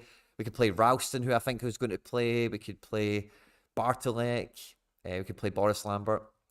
So get onto the community lineup builder, get them built. I will check it again before deadline. And the card, I want to give the card away to the person that picks the best lineup, the one that wins or something. So it does mean something for you to pick the best team, who you know is going to play, the fixtures you fancy, etc. So get that built Rapid, if you so desire. And I've got a bunch of other limited teams and stuff like that, Harry. I don't think any of them are that exciting, to be honest with you. Specialist is always the one I have the most fun with because you can win rares with this team. My L15 under 40s are Heber and Juan Iglesias. Juan Iglesias is a defender for Getafe. Okay. Getafe are away to Elche, so I've got the goalkeeper and the defender is the stack here, and then I've got Magno and Heber as a little stack, and then Max Arnold is my filling of the sandwich, you know, for the specialist. So I've got a Getafe defense, NYC attack with Max Arnold in the middle. It feels very FC Barcelona. So if we were ever going to win a rare with some limiteds, I would hope it's this week. 100%. I've got a really fun team that I want to show you, Harry, because I think you'll appreciate this, right? As you know, one of the big things I've always went for with limited cards is rookies, right? I have got a full underdog limited team of rookies this week. Wow, that's impressive. Yeah, I think they'll all play. I think they'll all do kind of okay, but they're not. They're not going to break into an under 23 team for me today or something like that, you know. So the defender is Lukeba, who's playing Lille. So you know, worst case scenario, I'm expecting a 44. Best case scenario, a 75. You know. Yeah. Gavi, I don't know what you think about him playing or not, but Gavi all the same. Yeah, I think he plays. Yeah. Now, this boy, Rocco Asconi, went on loan to Denmark last year from Lille. And last week he got into Team of the Week in Denmark, scored his first goal. And I think he'll probably come off the bench again. Maybe he gets a goal or something, right? I don't think he's going to break into the team. But for underdog, if he comes off the bench and gets a goal, that's half the battle. And another rookie that I've got who I've made captain, a boy by the name of Nico Serrano. I watched him last season by accident twice for Bilbao. Looked very good. Bought a few of his limiteds. He's went on loan into La Liga 2, which I was annoyed about for a few weeks, and now I'm quite happy about. He's a really good dribbling attacking player. He's got good AA. Is on a really crap team who need to play him. And against Lugo, I don't think it's necessarily an amazing fixture, but it's one where his AA in the last game got up to 57 points. So if he can play like that and get his assist or his goal that his game probably merits on that performance, then him as captain, he could run out a huge score for this team. And then imagine winning with all 100%. All rookies, underdog limited. Let's say we got top 100 and we get a tier 1 limited. Wouldn't that be magic? That'd be amazing. The symmetry of those cards right now is quite amusing to look at. So very excited to see how it's sexy, it's amazing. It really, really is. It's a sight to behold, you know. Greg says, would you buy a player for 160, which is an old card at 2%, or 198, which is the same player but a new card at 5%? Greg, I'm gonna randomly guess who this player is, right? Ooh. And if you I think I know who he's on about. I think it's Jordan Bayer. Is it? I think it's Jordan Bayer. Yeah. Greg, I'm sorry if I've spilled the beans there, but to answer the actual question, I'd personally go with the new card. That would be my interpretation on the scenario. About you, Quinny? I would pay £38 for an extra 5%. That's what you're doing, basically. Like, it's, you know, is that worth? Yeah. Like, if it was like double, then maybe not. But an extra 30 quid, percentage wise, it's not great. Like, because it's not even a £200 purchase, so it's like what, a 15% markup. But for how, if it is a championship based card, the amount of games they still have to play, and you know, he said it's not, but good try. It's not okay. You know, as long as the utility is there for you, like I think paying £30, £40 for 5% isn't bad. To be honest with you, definitely. Yeah, 100%. I always try, like today I obviously bought that bear card. I ended up giving someone 160 quid for it, but there was a couple that I probably could have got cheaper, like older card, but I was like, you know what, I won the new card because I know I can, like, for example, with that Durin Timber that I own, it's on 9% after 2 months because it's a new card, you know. Obviously you'll lose the 5% next year, of course, but you know, it just levels up way quicker, like Sorare Josh has just said there in the chat. So big time. I've noticed that with a card recently as well. Is it maybe my Moy or something like that? I know I've not had that long. Yeah, it might be a Moy. Yeah. I've not had him long, but I think already he's at like 8% or something mad. Where is he? Nah, 6.5. I'm getting a bit carried away with myself. Maybe somebody else. What new cards have I bought? Somebody has kind of ranked up quite quickly, and I'm like, oh, he's already up there. I can't remember who it is now. Maybe even just tripping. It might not have even happened to me, and I'm just imagining things. I think it's these D2 guys. They're all up at 7s already. I've not had them for very long. They're all up at 7% already, all those limiteds I picked up. Yeah. I think that's what it Yeah, is. that's nice. That's really nice. Yeah, that is one big plus with those new cards, man. They just level up very, very fast. Yeah, for sure. So I'm quite excited for the game week, especially seeing that there's no Ajax, and the way some of the prize pools are laid out. I'm quite excited for it. I'm looking forward to Celtic playing on a Sunday, so it gives me a wee bit of a chance to recover myself, man, because this week, Harry, it's been absolutely mad. Like you were saying earlier, I'm just going to flip the switch a wee bit, and the chat can bring us back to wherever they want us to, right? But I'm just going to flip it over real quickly, right? So I did mention it earlier, I just want to show, right? My NBA cards have did shocking this week. Like, I've did absolutely shit. Like, I've just not picked good guys. I've not done well enough, right? I'm finishing, oh, that's quite sore, man. It looks like I'll be finishing, these all finals? No, I've got one guy with a game left, right? And I'm 534. Where does the prize pool go up to? 300, yeah. So just not been quite good enough with some of my early picks, some of the guys I've went for. I squeezed this Mafurin guy in, and he did do 29 points, but I was kind of hoping he would, I think he's been the real letdown, because I bought a guy in with a really crap score. Oh, my camera's just went. Sorry. You're fine. You're going to need to see me as audio only for a wee minute, guys, because I've moved camera 2 away. So you'll just see Harry and you'll hear me for a wee minute, just when I give that a second. Jorge said, no Ajax, totally put in my MLS playoff team in All-Star. Jorge, you should. Yeah. You definitely should. You should. What I was going to do, Jorge, is I actually had my full NYC team in All-Star Division 4, and I was just going to do that, but then I thought, I kind of have to play Santi and Magno one last time in U23 before I lose Tanny, or before like Tanny again. Kyle and Lowry against the Warriors might be a tough night for them. Yeah, it's a back-to-back thing. Yeah, so I'm kind of learning some of this basketball. So I'm not expecting that score to improve. So I'm taking my bumps. I'm taking my lessons. I've still got some commons and all that. And I'm not going to go into my teams for the upcoming midweeks. I'm going to be building them later. But yeah, so a wee bit disappointed with that overall. Harry, do you want to pull your NBA screen up and I'll fix my camera?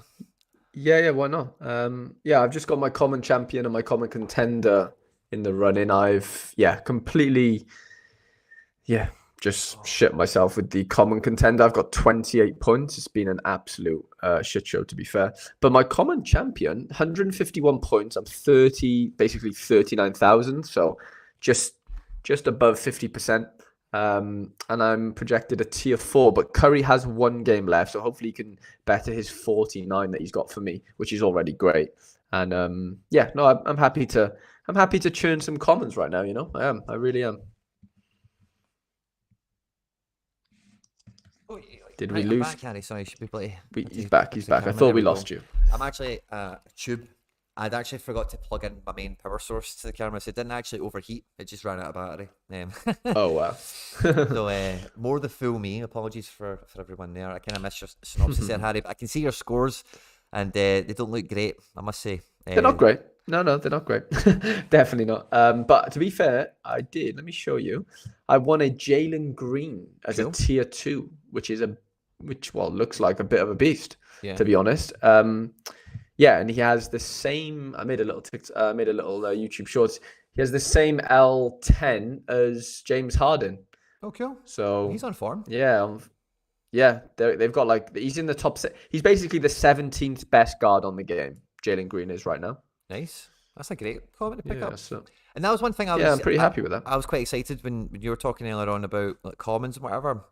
Because I've also bought some limiteds and some rares, right? But see, even with these commons, even pulling them all and listening to guys like Jorge on his channel, as well as Alex Super Gator guy. I was listening to Sorare Data NBA stream this morning.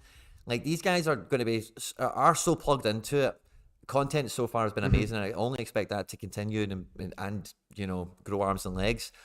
But seeing the common champion, if you can build up a big enough arsenal of commons, just collect enough of them, and you know who the guy is that's under cap, and you know the guy with a good fixture, top 1,000 gets limited with common cards. Top 1,000. It's big. It took ages for football to get to anywhere near that, So 100%. Hustling and grinding with commons is definitely something I'm not going to overlook with this kind of birth in kind of thing. So Yeah, that's a great comment you've picked up to start with. Mine was a guy called Scotty Barnes. I got two comments, but I got Scotty Barnes, who I thought sounded like a guy I'd have went to school with. All right, Barnesy, you know. But apparently he's quite good at basketball. He scored 41 today against the 76ers. Decent. Yeah, so not too bad. But somebody told me he was injured, but he didn't play. Oh, did I put him in a team, in fact? I put him in a team straight away. Did I play him? Scotty Barnes? I did. Oh, I did. Oh, but I had a DNP with this guy, Ingram. He got injured. I think I actually knew that he was going to be out. Oh, bugger. But this guy was said to be out, Paul George, but I seen a tweet yesterday saying that he's going to play this game, I think. So, maybe I got a better tier. Maybe I got a better comment in the end, but Barnesy and Zubac, yeah. I'm quite enjoying the old NBA. I've still only watched the game that I watched like an opening weekend. I feel like I've still not. I don't know if you've tried to watch it, Harry, but see on Sky Sports, it's a bit of a nightmare. There's like never any games. Is it? No. I've never really watched it over here. Like obviously when I was living in America, I could watch it quite easy because obviously the times were nice. But no, I've not actually bothered watching it over here yet. I was thinking of getting that NBA pass thing because like I don't know how much it is for a start, right? But if it's anything like if it's anything on Netflix or whatever, then brilliant. Being able Why not? But because Sky Sports, like the first time I watched the game, it was the Pelicans and the Nets, and it was on at like 11 o'clock or something. Easy peasy. It's a 48-minute match or whatever. And then see every other time I've had a game, and I'm like, oh, that's starting now. Maybe it'll be on Sky. It's like a rerun of the NFL it's on, or a rerun of a game from 2 weeks ago. And it's a fly, and you're like, why? There's a game on the now. Like, that's crazy. That's a pain in the ass, man. So there's not as many live basketball games on Sky as I perhaps thought there was, or maybe more's going to come because as the season's just starting. Maybe there's just less demand for it on Sky, for the UK audience, which is what it's for, obviously. Possibly. So maybe it's one of those things. Jorge Vargas is sorting us out. Scotty Barnes just came back from injury. Love it. Nice. And for anyone who hasn't caught Jorge, by the way, on content, Jorge is one of the happiest people that makes content I've ever watched. And it's always always a good laugh catching those guys. He did a thing the other day with you and your pal. I forgot his name. Sorry, it's escaped me. With is it a Bulls shirt that he's wearing? MLS card guy. No, not MLS card guy. The other boy. Nashi. Not Nashi. The other boy. I'm so sorry. No, not tripping. It's totally just blanked me. But you were doing like your top favourite 5 players or something from the game week, and you kind of went between each other, and it was a nice kind of setup and everything to a wee short video. I recommend anyone go and watch it, by the way. It's a very easy watch. Very well scripted. You've done it very well, and I very much enjoyed it. And I love like Jorge's just like he's got a big beaming smile, and he's like, "Oh, my favourite player is da da da da," and it's great to watch. I highly recommend it. Alec. I've been lucky enough to be on a night out with Jorge, and I can say he doesn't disappoint in real life as well, Quinny. Oh, brilliant! I love people like that. Just pure happiness in a person. I love that. Jorge is the man. Just a big smile. I can confirm. So he's a top guy. So yeah, we definitely recommend Jorge getting your MLS team into All-Star without the fear of Ajax. Bayern Munich, I'm not too sure who they've got. So, but again, they've got Mainz at home, so that's not ideal. But yeah, their kind of situation's been a bit iffy for the last, Champions League. There's a few things going on. There's a few moving pieces with a lot of these teams to consider. Have you looked at the pricing of any NBA cards yet, Harry? I did for a little while. I was kind of like the way I was sort of doing it was like obviously I'd looked at what LeBron went for like initially and then just sort of saw the decline of his price, but I've not really seen like this is limited I'm on about now. I've not really caught so well. We got 219 limiteds now and he's at like 70 quid. Yeah. So when I was looking, he was at about 100 quid. So there's still been a dip. I don't know whether it's going to dip anymore. Look at the price of rare LeBron, mate. I noticed a seller today. Very appealing. Okay. 300 quid. Okay, interesting. Jorge. Love the love, mate. Spread the love. I seen how cheap. I seen an auction this morning for LeBron go for about 0.1 or whatever it is. And I was like, wow. Yeah. I'll be getting one of them. Like, that's interesting. That's very interesting. Because that's one that even if I don't even use it that much, and even if you're not going to use it that much, it's a rare LeBron. You just put that in the back and forget it. It is, but the only thing I worry about is it's not, in our terms, it's not a rare LeBron because it's one of 1,000. You know what I'm saying? It's a limited. But what if it was a limited Messi for 0.1?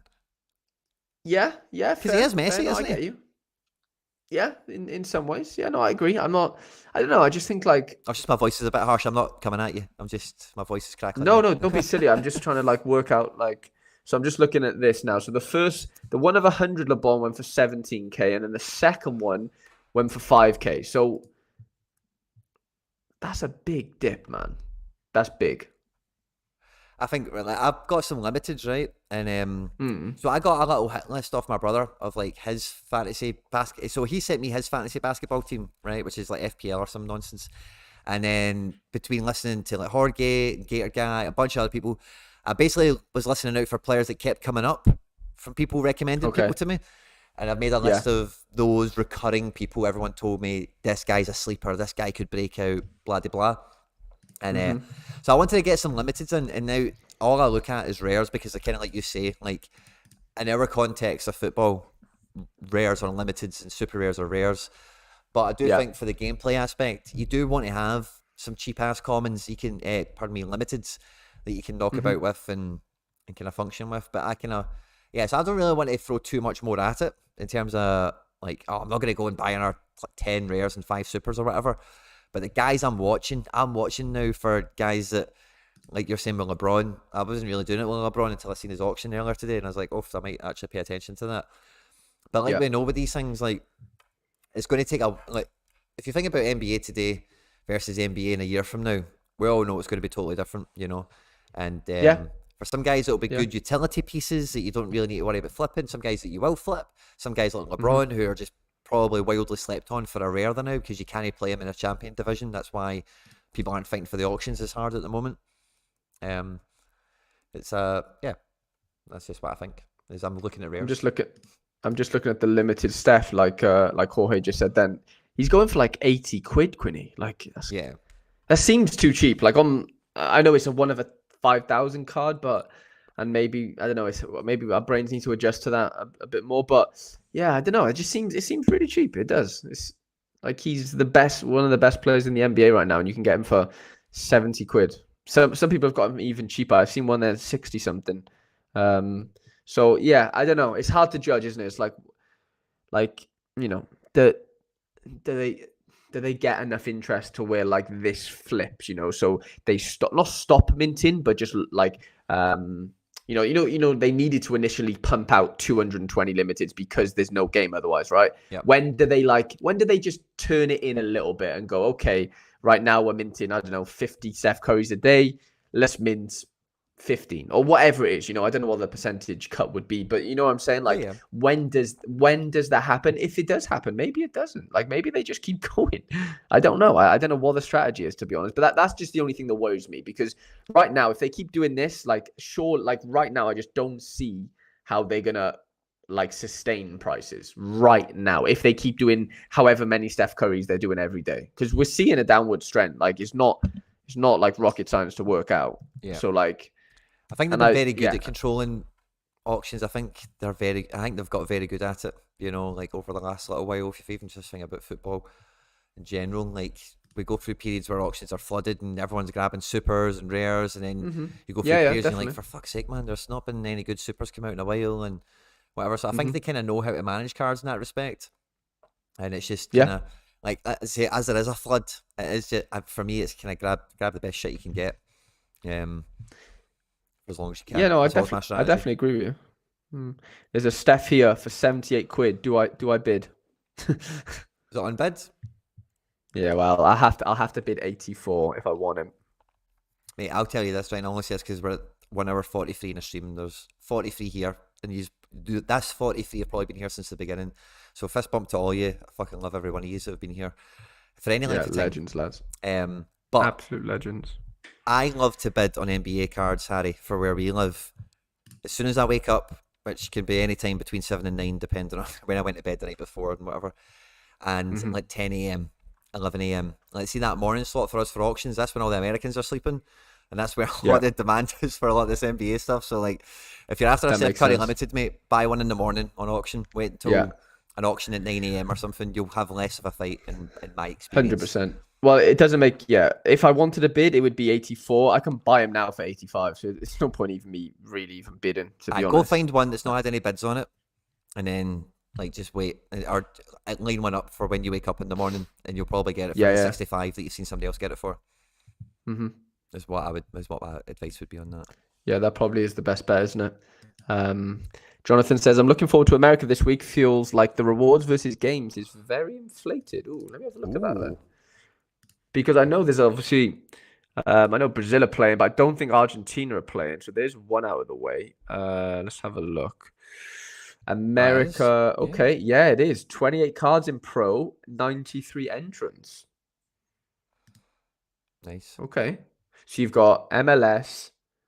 Oh, let me have a look at matches. So we've got whatever Premier R is. I'm guessing maybe Ecuadorian League. I think it's maybe Peru. MLS is a Chilean league. No, there's a Peruvian league as well. Liga MX, and then 2 Brazilian. Yeah, ooh, this is interesting, you know. There's definitely, yeah, this is really interesting. I might go NYC in America, rare. Just Mm, patch you yeah, 23. honestly, nice catch there, John. Yeah, that's really interesting actually in terms of the ratios. Let's look at the matches. 100%. Oh no, you're right. That's Jorge, not. That's I see what Jorge you're. says, what I've noticed the best time to buy is like 11 p.m. to 3 a.m. Okay. Is that your time, Jorge? Yeah, I think that's Eastern. Eastern time, yeah. Aye, so that's the kind of time I'm talking about. I think we're like 9 hours ahead of that. Yeah. 8 or 9, yeah. Yeah, so that's kind of what I'm talking about. That's my window, Jorge. Mm-hmm. Get out. Stay out of my window. Go to bed. Stop staying up so late. That's my move.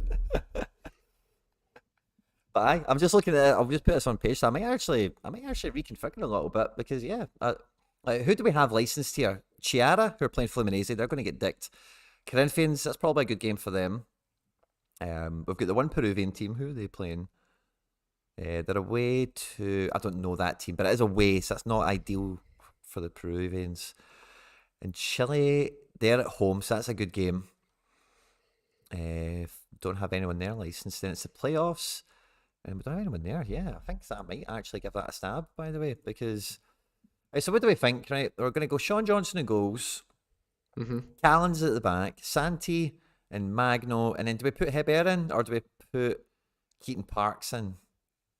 I'd go Heber, surely. Do you think he starts? I think he does, yeah. I think he starts Heber again because Heber was the hero in the last round. He scored 3 goals, got 3 decisives in a row, and then I think we might just try that. Fuck it. Yeah, Jonathan says Corinthians rotate every week. Hard to predict. They are a pain in the ass. I I get 2 definitely limiteds from them. Absolutely. Yeah, they're a bit of a nightmare for sure. So bin off, yeah, U23. Tanny can be the all-star keeper then. This is going to be a funky team. And then up front, I think we're calling Castellanos in against Real Madrid. Yeah, we're calling in Castellanos. He's going to come in here. And then the extra spot, who's the best shout? I've got Guardiola's. But we were a bit sceptical on him playing. Is there anyone safer? I think I will go Guardiola because I do think he is safe to play. Gary said, is there a threshold in NBA? No, there's not, Gary, right now. I don't know what the plans are going forward. I can't imagine there will ever be. Well, I'm not saying will ever. Definitely in the sort of short to medium term, I don't see there being anything. I don't know what Quinny thinks, but that would be my take on the situation. It's a great... my gut on that is no, okay? But I will also add into that I heard some great chat on this from... Oh, I can't remember who it was, but it was definitely a YouTube channel I'm not normally listening to. It was either today or yesterday, or it might have even been the Sorare NBA thing. I don't think it was the Sorare NBA thing. I really want to remember who it was, but they were talking about how it might have been somebody did a thread. It might have been a thread somebody did, but they were saying the DFS community is like not children. Give us cash prizes. There's no cash prizes in NBA whatsoever. So I think if customer pressure comes to asking for it, they will give it, you know. But I think they're not. I think the mistake they feel they've made with football was they maybe gave that out too readily, too early, as they've kind of grown and got more corporate. If that makes sense. So I think that they'll do the reverse. They will probably try and hold off on that until it's like very much demanded upon them by the community. But I think that's the best move they can take it. Because like I've always said, and like we've been talking about quite early on with this with the Premier League stuff, like this is going to evolve into like a gaming platform. It's an esports type of thing and whatever. And at the top end of this, so for football, we're talking rares and super rares, right? And I guess we're talking the same. I guess we're talking the same against all things, really. But I think rares and super rares are going to become like the cards that pros have. That's what is like the pro leagues where it's like big cards are won and money's won and I don't know, trips and all the cool stuff, if you know what I mean. And limiteds and commons is like the passive gameplay stuff where there is like cool things that can be won and nice things that can be won, but it's not as overly serious as the uniques, the supers, and maybe the rares, depending on what level of veracity of competition we're talking about. So I think maybe not a threshold, but cash places, I think, is definitely on the table. Yeah. Yeah, I couldn't disagree. I've had to find a wee rejig around that. So I do think whoever it was that brought that up again, sorry, who was it? Jonathan, was it? Jonathan B. What a legend. Fist bump, my man. You're a hero to all. I just need to find one more card to slip into underdog. Oh, it's Mikey Johnson that's left over. For underdog. Yeah, sure, why not? We'll captain him. Why not? Screw it. Shock horror. Alban Lafont wasn't able to keep a clean sheet yet again. Shock horror indeed. And let me see how probably to finish the stream off, Harry Boy, because we've been going for a fair length of time now. I think we've covered all the bases that we... Oh, Brais Mendes came off the bench and got another 62 points. No way. Brais what Mendes, a beast he is. And do you know, by the way, see at the weekend, he only scored 42, but 37. But Real Sociedad had a goal chopped off for VAR that he made the assist for. Look at that form, by the way. He's on fire, isn't he? And he only had a VAR decision stop it. You know, he is on it, man. He really, really is. Second, I came on at half time. Loving it. You thinking about selling? I listed him for 2 ETH. He's had a few people sell recently for about 1.5 or so. I think at an auction and in a secondary sale. But that's kind of like, yeah, for the form he's in and the form he's going to continue to have, like, it really needs to be something that's tempting to me. I'm not dying Just to give a him 1 away. of 10 as well. Yeah, I'm not dying to give him away. I've His had that form's card. ridiculous. Oh my god. Mate, he just does decisives, you know. And his A is quality. Yeah, it's ridiculous form, that is. He's won me some good cards already. He's won me a Tonali. He's won me a Sulemana. He's washed. You know, he's Nice. He's done well for me before I parted with him and then reacquired him by accident. Ah, so you did actually sell him at one point, did you? Roddy bossed him or something like that, or Usmaned him. Ah, wow. And I really regretted doing it because his SRD value was dog shit anyway. And it was just beefing up a bulk trade. And I was like, I could have probably just took him out of that and it wouldn't have made any difference. And then I ended up getting him back anyway by selling my other Kyogo to Gaza. Gaza was a bit light on ETH at the time, and we did that ETH plus Braze deal. Yeah. But I said to Gaz, I wasn't even interested in it. But he said, "Would you take Braze?" And I said to him, "Is it mine?" And he said, "Yeah." And I was like, "Cool, well, let's do it." Like, so happy accident by me. I wasn't even interested in getting him back, like actively pursuing it, you know. Jonathan B says, yeah, that was the first thing on the stream, buddy. Scroll all the way back to the beginning. It was the first half an hour, 40 minutes or so. NBA is just paid to win without the normal NBA card, says Gary. I think, Gary, to be honest with you, we're going to get way more competitions because in NBA, we're not going to get regions. We're not going to get under... Maybe we do get under 23s or maybe under 25s or something. I think there's room for an age group category here. Yeah, there is. But I think there's just going to be so many variations on what we have here. There'll be rare, contender, champion, challenger, pro champion, fucking limited, advanced challenger, and fucking, you know, like, I think there's just going to be so many different, this has got a cap of 140, and this has got no captain, this has got 2 captains, this is 3 players. I think it's just going to eventually, because like you can see now, we mentioned this briefly earlier, Super Rare is still not open, or Super Rare is open now, sorry, I beg your pardon. But they're slowly opening these things out as enough cards get into the hands of enough people. And I think that's the way it's going to go. So as they see it fit now, for the next, I'm going to put words in their mouth, right? For the first 3 months, this is all we need competition-wise for how many cards will be issued, how many people are likely to own them, etc. And then if growth exceeds expectations or meets expectations or whatever, they then have plans to roll out wave 2 of divisions and wave 3 of divisions and whatever. That's what I think. Maybe I'm giving them too much credit, but I think they've played this game long enough in terms of rolling new stuff out and whatever that with MLB and even with other stuff in football, launching limiteds, opening new regions, trying specialists and all the things they've done. I think they've got enough kind of strings to their bow that they make regions without making regions, if that makes sense, because there's just not going to be new territories as such, but it'll be different competition houses. Yeah, 100%. Jorge's saying it was going to be a lot of forward thinking and strategy. I totally agree for the most part, which is why having a huge roster of commons is going to be good, because I think we're going to see that. I think we should see the common limited crossover. I think we had that in MLB, didn't we? So I think we will get that as well. I think it's just going to be absolute bleed through on this. You know, like I think you'll be able to get.